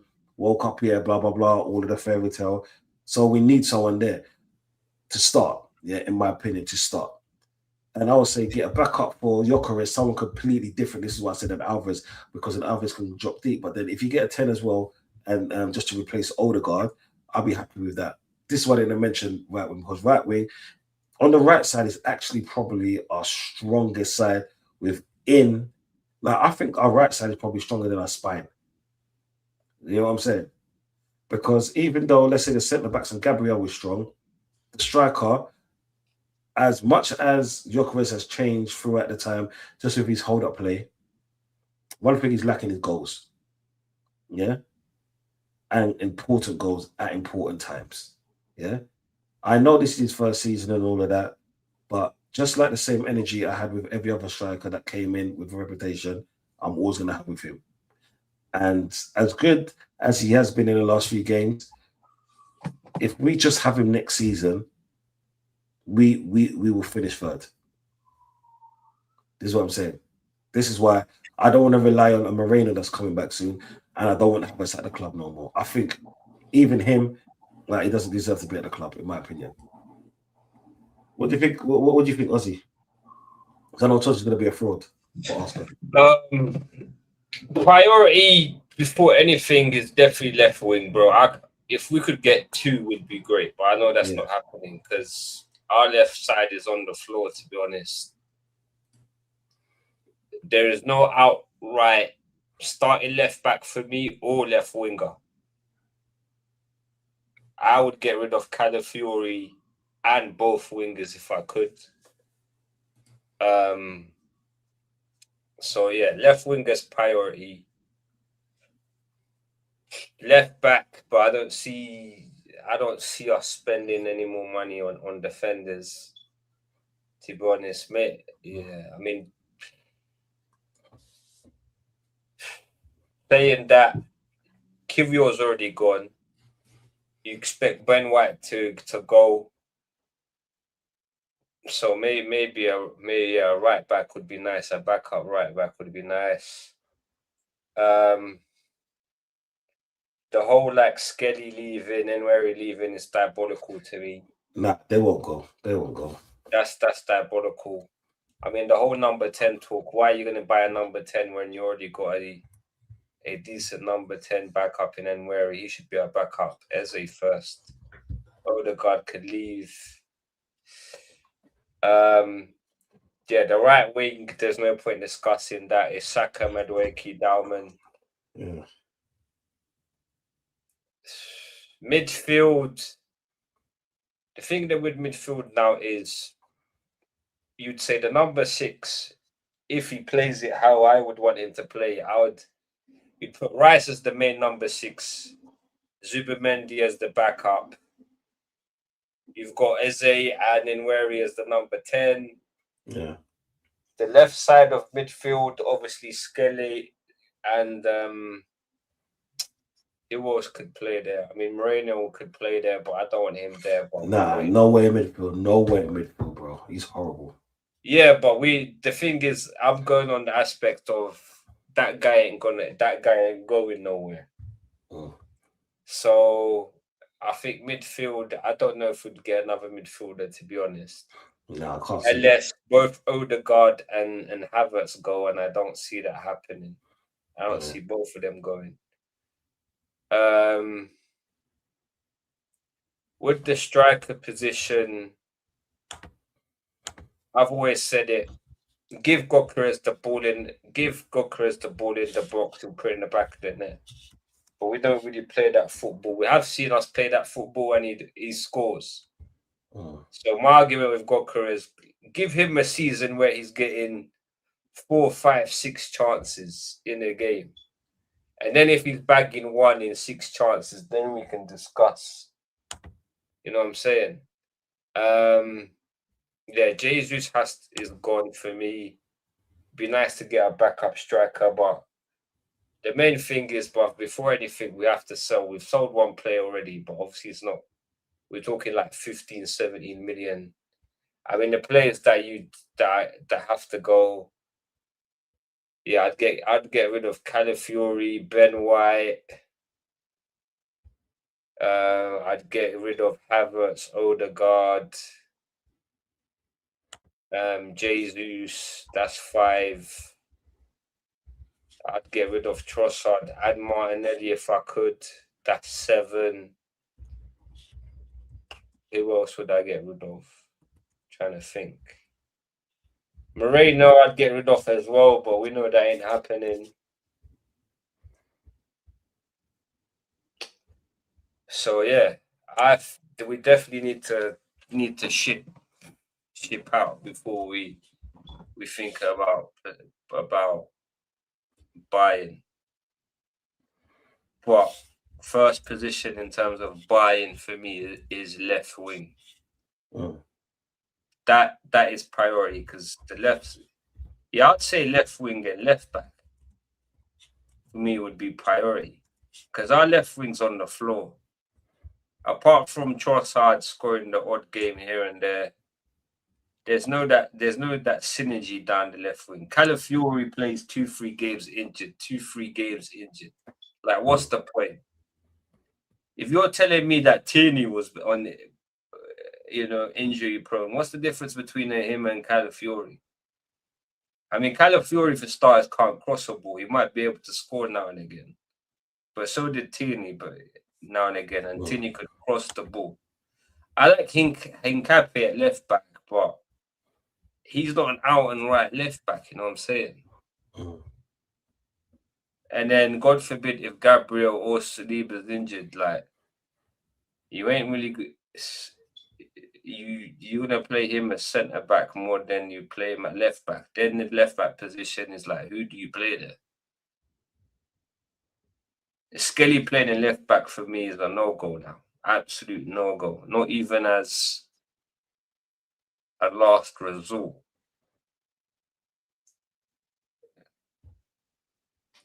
So yeah, priority is the left side because our left side is on the absolute floor.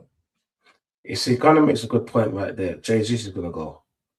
Havertz and Odegaard, they're contracted until 2028, right? So that's 2 years. So we might ship off one of them, just to recoup some money because, like, if they both go into a year, we don't offer them a new contract due to the age and so forth, we're gonna lose a hell of a lot of money. So I think one of them will go this season.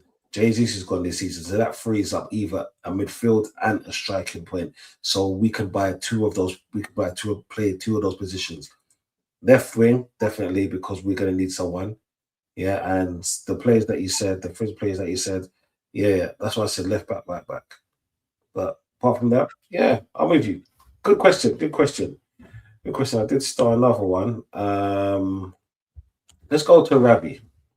Question for all. Thoughts on academy graduates? Do you see many making it at teams in the Prem? I'll go to Chelsea. She'll tell you why, because she knows a lot about her academy. To be fair, with regards to Chelsea, I don't really keep an eye on the academy lot, to be fair. But I don't know. Obviously, there's been a few academy players that have gone out on loan, and they seem decent. But I can't really. I don't watch the academy to sort of judge. But a lot of them that are coming out from the academy seem to be all the top players. So yeah, I guess a few of them will end up being top class players. But I can't really sit there watching the academy boys. No, I hear that. No, that's honest. Fair enough. What about yourself, King? King knows a little bit about academy players. Yeah, no, our academy is decent. There's a lot of the thing about academy because of the FFP rules, a lot of them will get sold on or moved on to other clubs. So there will never be most of them that are surplus to requirements will probably make good careers out themselves in other clubs, similar to like Livramento, Lewis Hall, players like that. Like they'll move on and they'll be good in other clubs. In terms of academy graduates, there's only maybe 1 or 2, maybe 3 at most that will make it in your squad because a lot of the times you're buying players as well. So depending on the positions that you have available will depend if an academy graduate will have the opportunity to make their way into the first 11 or even the squad. And that comes from luck, really. Like, for example, when Chelsea got the transfer ban, then you saw a lot of academy graduates at once, which was not usual for Chelsea. Before then, the likes of Tammy, Reece James, etc. Conor Gallagher. Yeah. No, he's a scrub. I'm not saying his name. We're not going there. We're not going there with Gallagher. But a lot of the time is just luck. It's the luck and the opportunity to be able to move up to the next level. Because even though they're doing a lot of these young players are going to be great in the under 21s, under 18s, or under 21s won the league, under 18s, etc. More time than not, because of the way, especially our club, because our stadium's small, we don't really have that capability of making money from the stadium. The academy graduates are going to be sold, so they'll have successful careers. A lot of them, some of them won't, but a lot of them will have successful careers across England and Europe. So you see a lot of Chelsea academy graduates in other clubs doing well. But yeah, it's very rare. It's rare though. It's rare because especially with the bigger clubs, they're going to sell a lot of them. Like that's why you see a lot of Man City academy graduates all over the place, not really staying at the club as well, because of FFP has kind of put it in a way where, because you make bare pure profit from these players, there's no point keeping most of them unless they are the best of the best, unless they are have proven in that their time in the academy that they are elite talent, and even then they may still get sold. So, yeah, that's true. You see, what about yourself? I've heard you can hold bench for 1 second. Yeah, what do you think, Ozzy, for Arsenal players, Arsenal academy graduates? To be honest, we've always produced like good players here and there. Some of them obviously, but the thing is, bro, we just can't sell for shit, man. Bro, like our best academy sold players Willock. Yeah. You know what I'm saying? So that's like the issue for me. Even if a player comes through and he's decent, it's not like how Chelsea gets stupid money for some shit players, man. They're mafia, that's why. Yeah. Run by King, the fraud. But like Chelsea have managed to get, what's it, like who did they sell recently then? And I was like, how the hell did they get that much for him? Madueke. Yeah, I mean, like, yeah, Madueke for good, like, yeah, we Arsenal, like, yeah, if you could just mention Arsenal for, yeah, but they sell players, like even players that have not even played for their first team, or like played one game for their first team for like 15-20 million. Well, like us, you hear like, oh, academy player left Arsenal for like something stupid, like 5 million. Heaven. Yeah, you know what I'm saying? Like it's nonsense. That's my issue with our academy. And we can produce, like, we've always known Hell End to produce like decent players. One that's kind of forgotten about is Smith Rowe, but again, how much did we get for him? Was it 30? 30 mil. I think 30 mil for odds on. Yeah, like him and Willock are the last ones to get some decent amount of money, but yeah, they got the same price as Van Persie. First team players for a lot of money, bro. Our highest is 40 million. Yeah, it was at Van Persie, Van Pagan.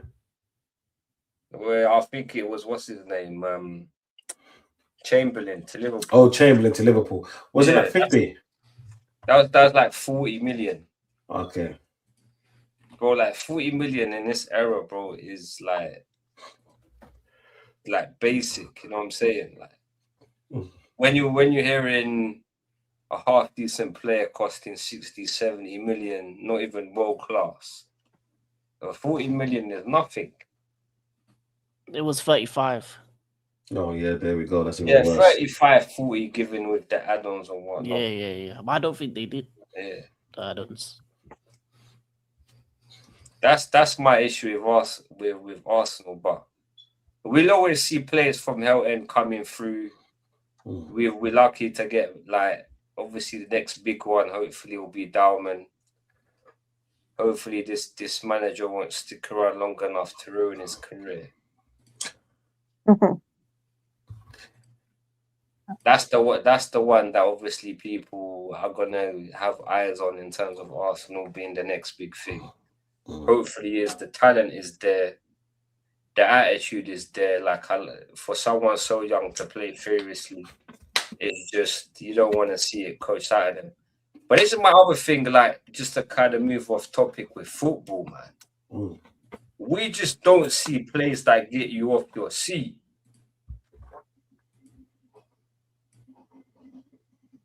Bro, you can actually sit now and watch, like on a weekend, game back to back to back to back to back to back and not get off your seat from excitement.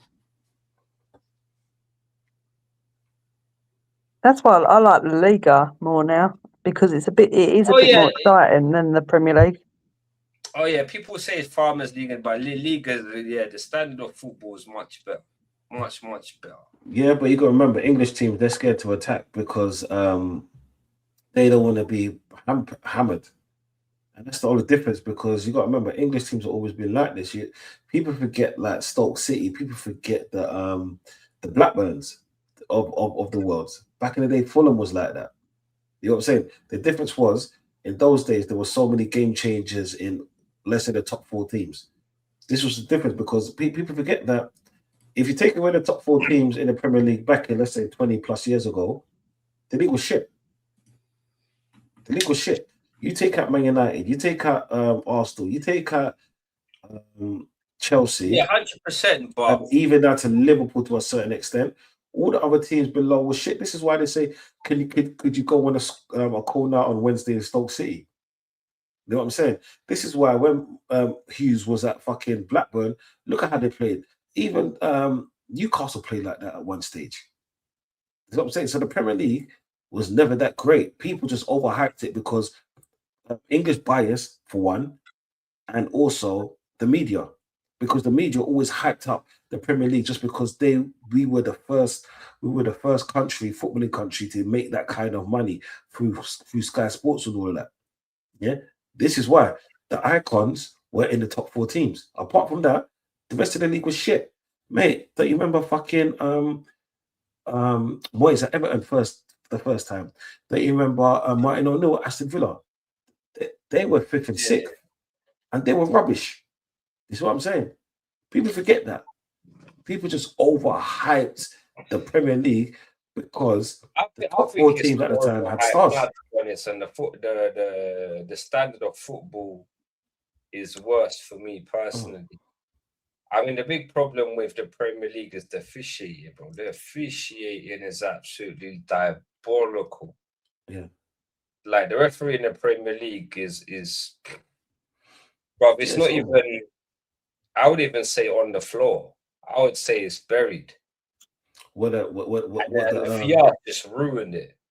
But to be honest, they've always been bad.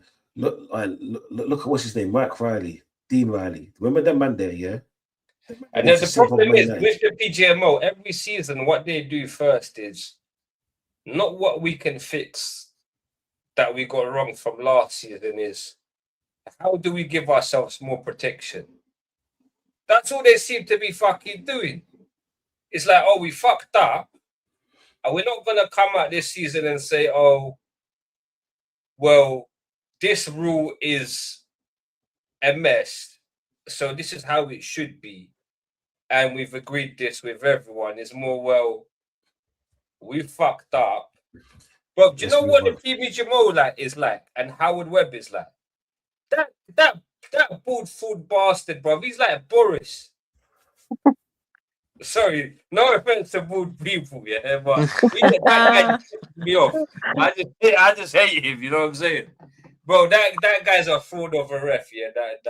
How, yeah, you know what I'm saying, bro? He is the equivalent of Boris. Culture. You know what I'm saying?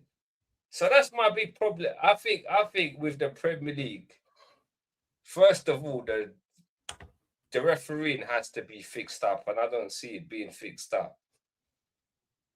Even the play is dead now, and I find, like, back in the day when you had the likes of Frank Lampard, Steven Gerrard, and all them, they weren't afraid to shoot from outside the box. And okay, they're doing the Premier League, but you find now that it's like they're not allowed to score until they've done a certain amount of passes and are inside the box. And I find it really annoying. When do you see a player think, fuck it, I'm a bad man, run the ball from the midfield or even like from his defensive box, dribble past 3 players, and then score? Isaiah Palace. Like, but it's like what, but you're struggling. In La Liga, you get it. Like in them sort of leagues, you get it. Because in Spain, a lot of their football is based on technicality. While now the Premier League is just about being robust. System. Honestly, you can get a big guy that's got the stamina but no tech, and you can probably make it in football now, just for having an engine.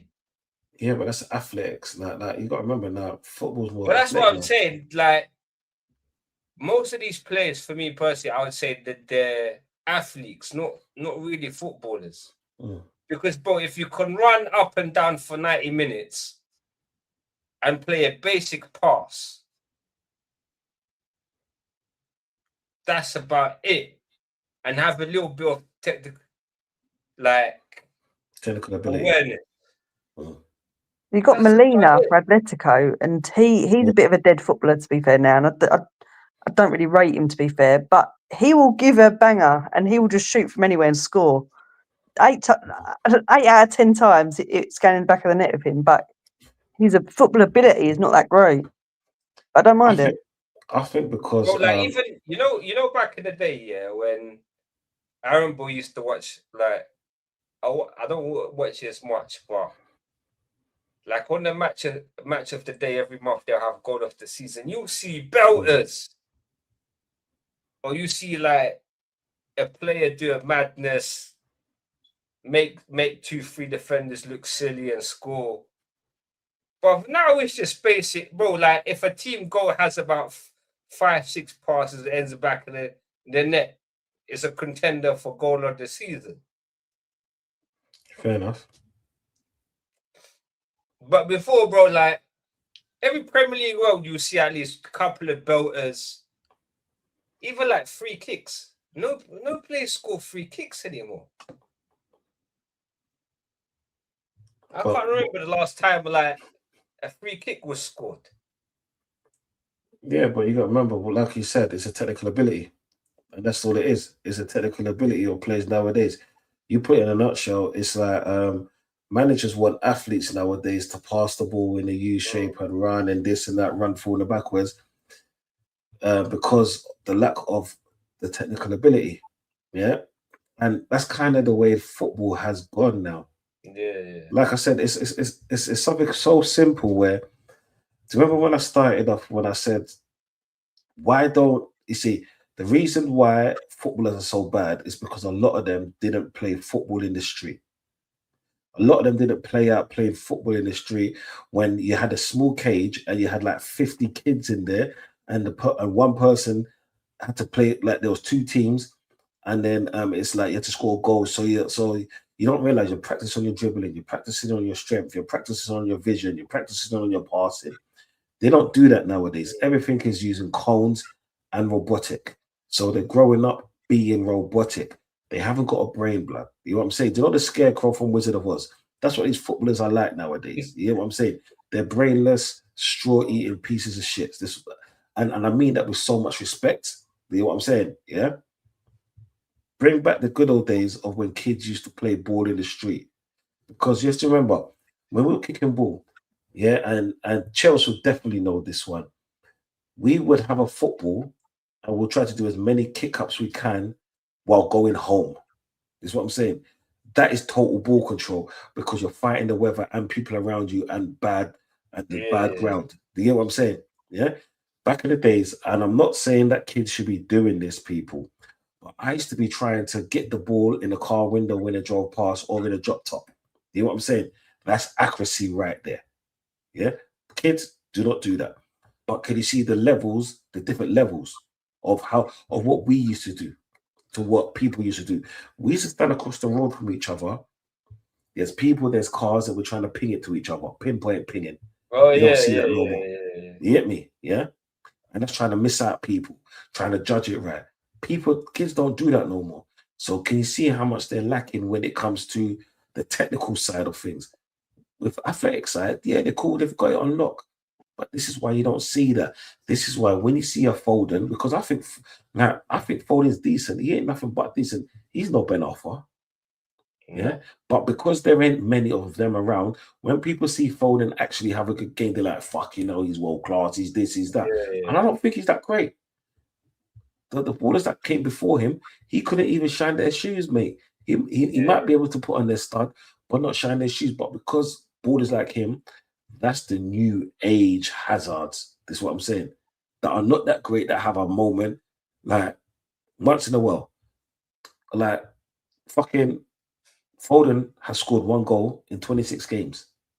But this is the person that they say, he's on the cusp of world class. 1 goal in 26 games. That's unacceptable. But this is what they're accepting as one of the better ballers in the league.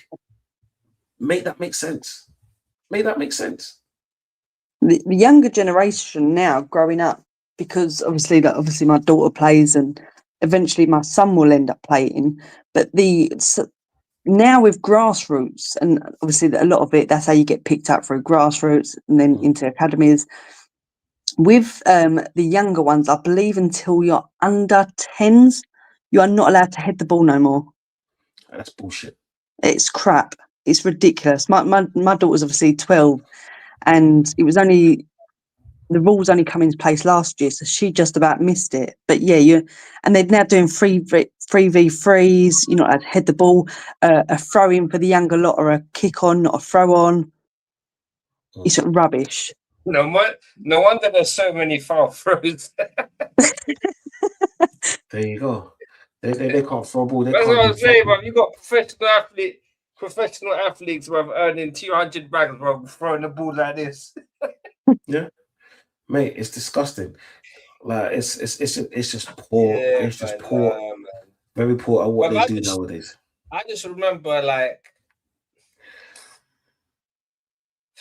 I just miss the days where you look at teams and you could just name ballers after ballers after ballers. Now we're struggling to name the 5 best wingers in the world, the 5 best. Yeah, Mike. The 5 best thingy, like strikers. Well, before, bro, you could just like name names after names after names. You'd have a list. Ozzy and Mike.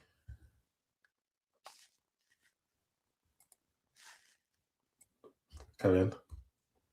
Can you hear me now? Yeah. There's a little feedback or something. Like it just like it sounds like Chelsea shouting at you, mate. Is it okay now? No, it's the same. Is everyone having the same thing as me? Yeah. Yeah. Your mic is messed up. You might need to reset it, reset the mic or plug it out and plug it back in. Yeah, no, people will be back in a second. So it's just technical abilities. You see, when you want to talk about how bad these ballers are nowadays, the little gremlins try to come in and destroy your mic and things. That's what I'm saying. Do you know who I blame? I blame Vodge. You know what I'm saying? And I blame Chelsea and I blame King. Shut up, Dante, shut up.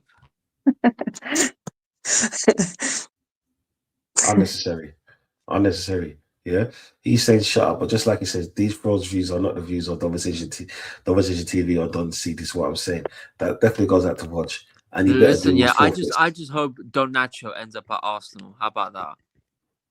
You're a fucking piece of shit. That's what you are. You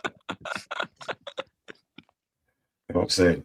Don't worry, we'll run back Madueke to you. And you know what? Yeah, you lot need a left back in it. Yeah, because Cucurella, not Cucurella. You got a left back. Hato. Cucurella. Yeah, don't worry. Beto's going, yeah, and you want to get Zinchenko. Nah, we don't need Zinchenko. We got Hato, mate. He's 10 times better. Yeah, don't worry. Cucurella is also linked with Atletico Madrid, so we could be losing him. There you go. Zinchenko's perfect for you then. No. We don't need Zinchenko. No. Go fuck yourself. Yo, Ozzy, what is you saying, bro? Yeah, no, I was just saying back in the day, bro. You know when you could just name. Yeah, Mike's the same, bro. It's mad. The hell, bro. Yeah. It's just one of those things. It happens, man. We get technical faults all the time. Just You see remember, what happens when StreamYard those kicked me leagues out. starts talking. That's what happens. Oh, mate, shut up, man. No one asks you. What I'm saying, what?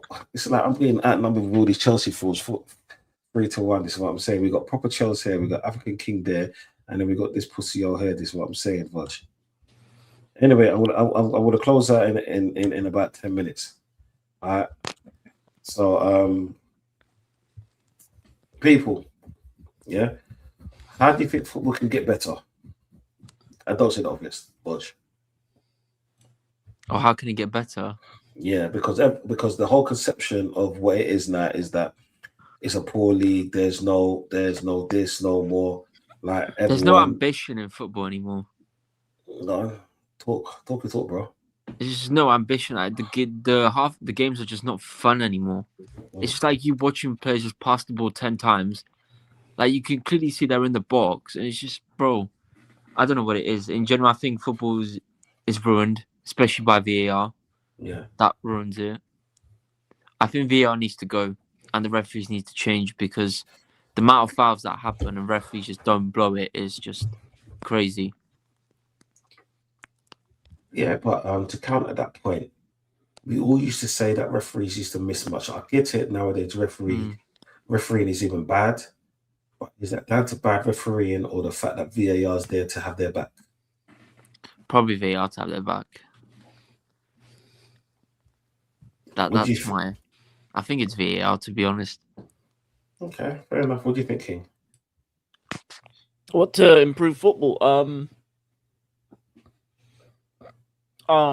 be honest, in terms of the Premier League, I just think the Premier is an amalgamation of like different kind of styles. I think once Pep goes, I think that'll be better. Nice word, amalgamation. Nice word, bro. Yeah, when Pep goes, I think it'll be better. I think teams need to have their own identities again in the Premier League. Because back in the day, every team had its identity. Chelsea were the Harambe football team, sort of counter-attacking. United had the Alex Ferguson way. Arsenal had the Wenger, passing moves, tiki-taka sort of kind of fluid style. Yeah, every team had their kind of niche that you know, okay, if I'm going to watch a game, it's going to be a clash of styles. I feel like nowadays, especially specifically with the Prem, every team plays the same way. They all copy each other. They all pass it out from the back.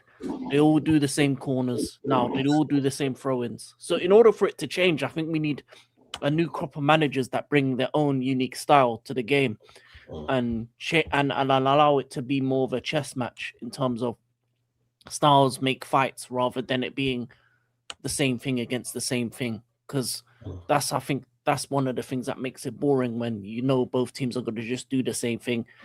It doesn't really help. Maybe a couple changing of the rule sets as well. I think the rules need to change a little bit.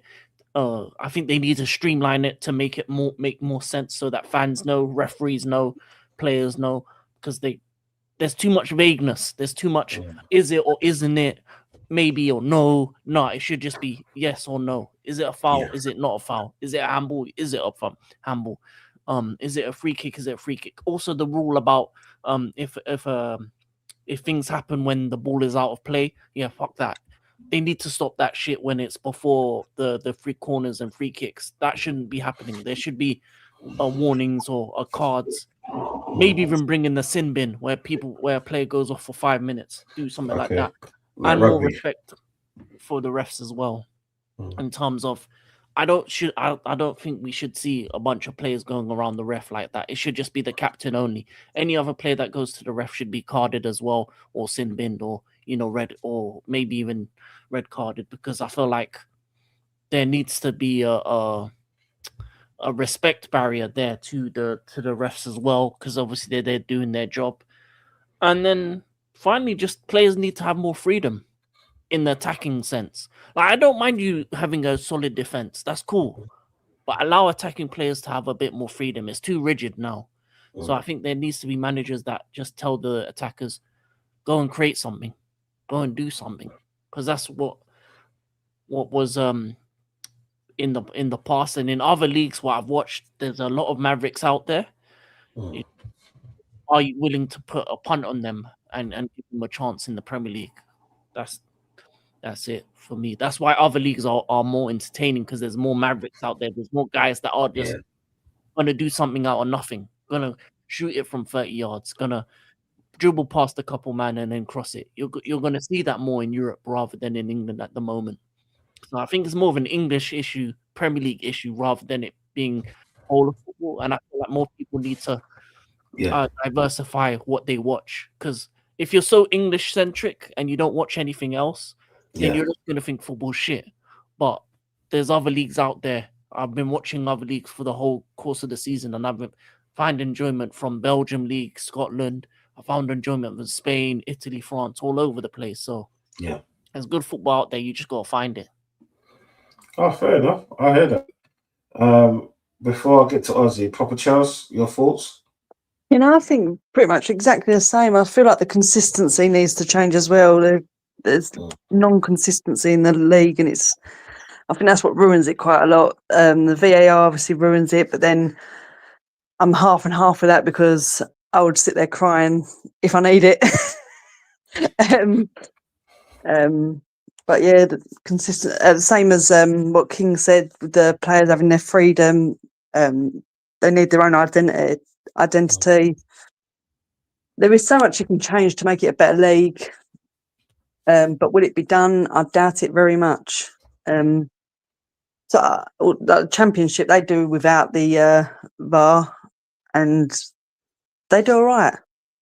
But yeah, that's pretty much the same as the others. Yeah, fair enough.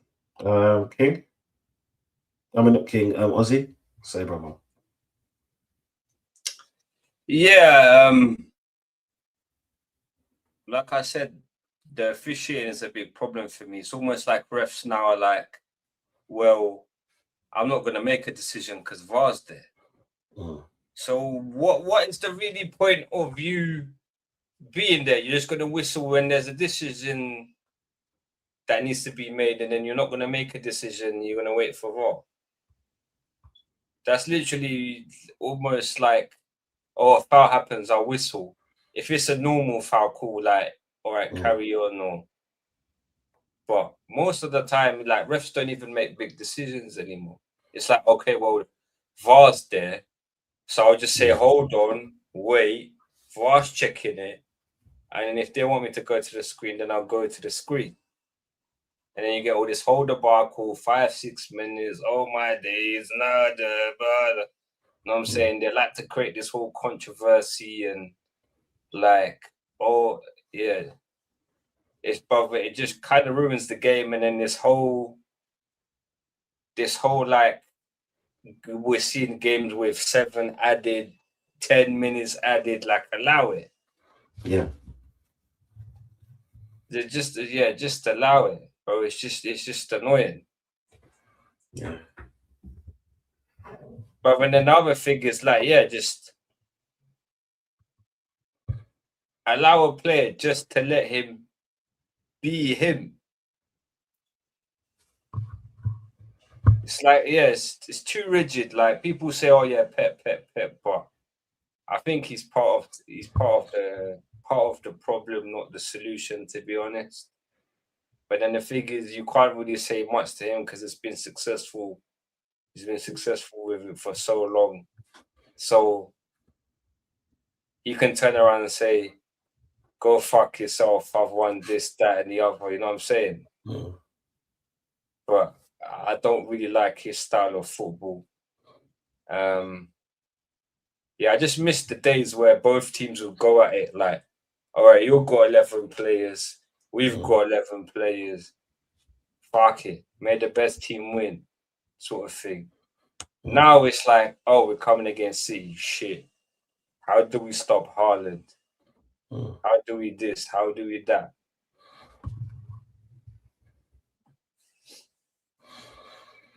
And I think that's the problem with football. It kind of takes the competitive edge away, where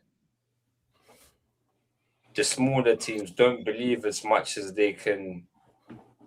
You know what? Go for it. You're not expected to win, so why not take a gamble instead of take a chance? Instead of if we lose 2-0, it's not actually a bad result. Or if we lose 1-0, it's actually not a bad result. Yeah.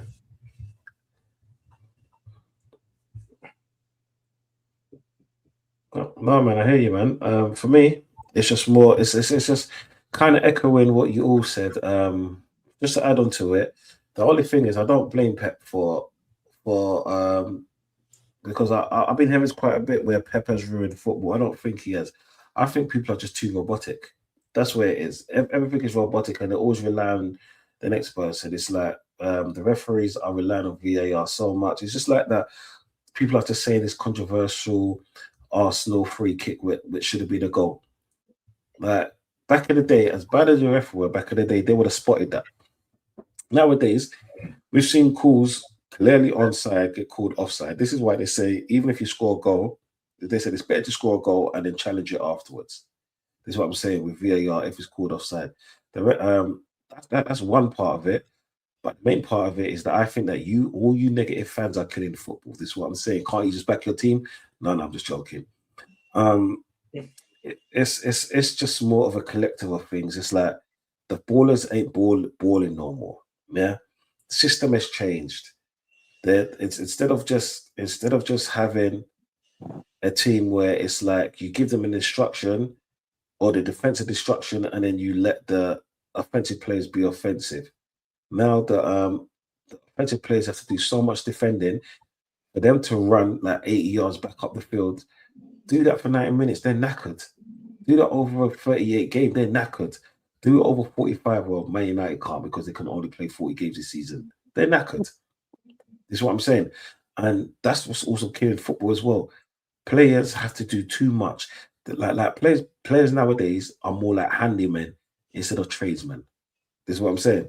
They're not plumbers, they're not electricians, they're not gas fitters. They're literally handymen. One person can do all jobs. This is why you see an Arteta buy 5 defenders, but 3 of them can play in different positions. That's why you see that. Look at the midfielders. Instead of them switching wings like they used to, they're not left wingers, they're not right wingers. That's why they call them wingers nowadays. You get me? Who's the number 6s? Who's the number 8s? Who's the number 10s? Is what I'm saying. There is no definitive player. The only definitive player that there is nowadays is the goalkeeper and the striker. Everyone else can switch positions.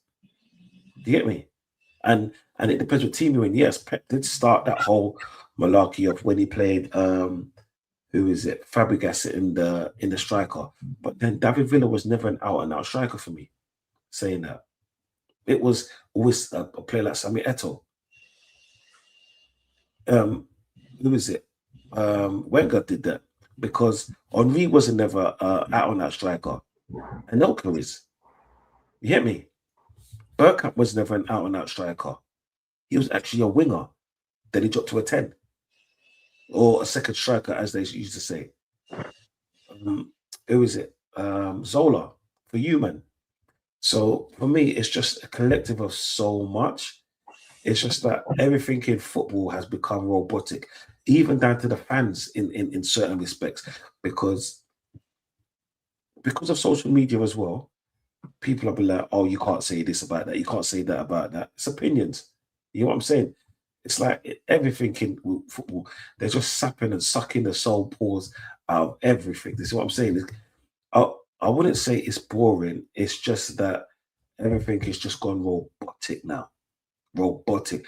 Everything is about systems and not formations. Everything is about systems and not strategy. Back in the day, it was like, we know Stoke City's going to play like this. They're going to get the shit out of us. So do you know what Wenger would do? He'll move the ball even faster so we could try to get that goal. Nowadays, if you've got a low team, we just play this U-shaped football and wait for one person to try to do a counter press and then try to pass it around him. Yeah. And if that doesn't work, we try the same thing again for like 30, 45 minutes. We see all of our teams doing it. It's disgusting. But you know what? I hope that football changes. I have no faith in it, but it's just hope. But anyway, people, yeah, thank you once again for sharing this moment with all of us. Make sure you go on and subscribe to Proper Chelsea, African King, and Aussie Den. All of their things are in the description. Just click it below, open another tab, and like and share. Do not be losers like Tottenham. This is what I'm saying. Because no one likes Tottenham. Yeah. They're that brother you never wanted. They're that sister you never wanted. They're that, I'm not going to say the other one that you never wanted, but it is where it is, yeah. Any last words from you people? Have you got anything coming up, Chelsea? No, I mean, I keep saying I'm going to do a YouTube live stream, and I will. I'm just I need to get all the right stuff, and I need to be taught how to do this. Obviously, I'll do more TikTok.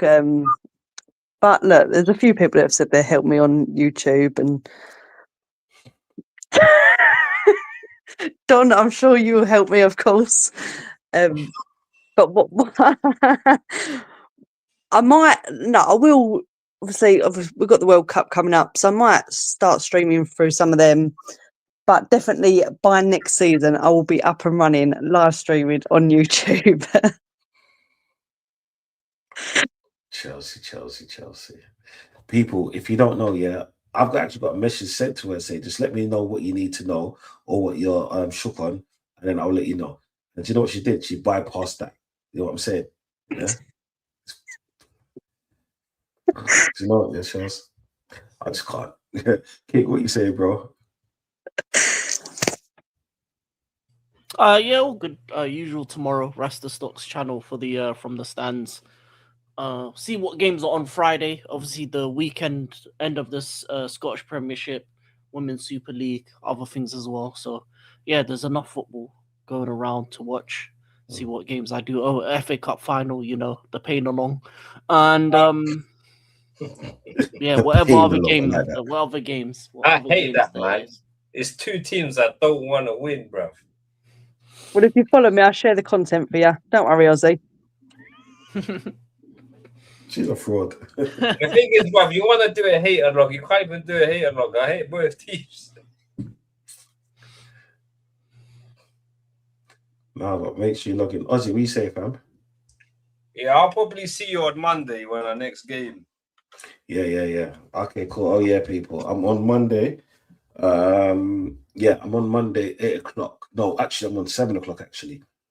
About 7 o'clock, between 7 and 7:15, I'll be on to see what's going on with that game. I'm on a little bit earlier that day because I've got a lot of free time on Monday. I'm actually doing a stream on Monday afternoon as well, me and Flawless.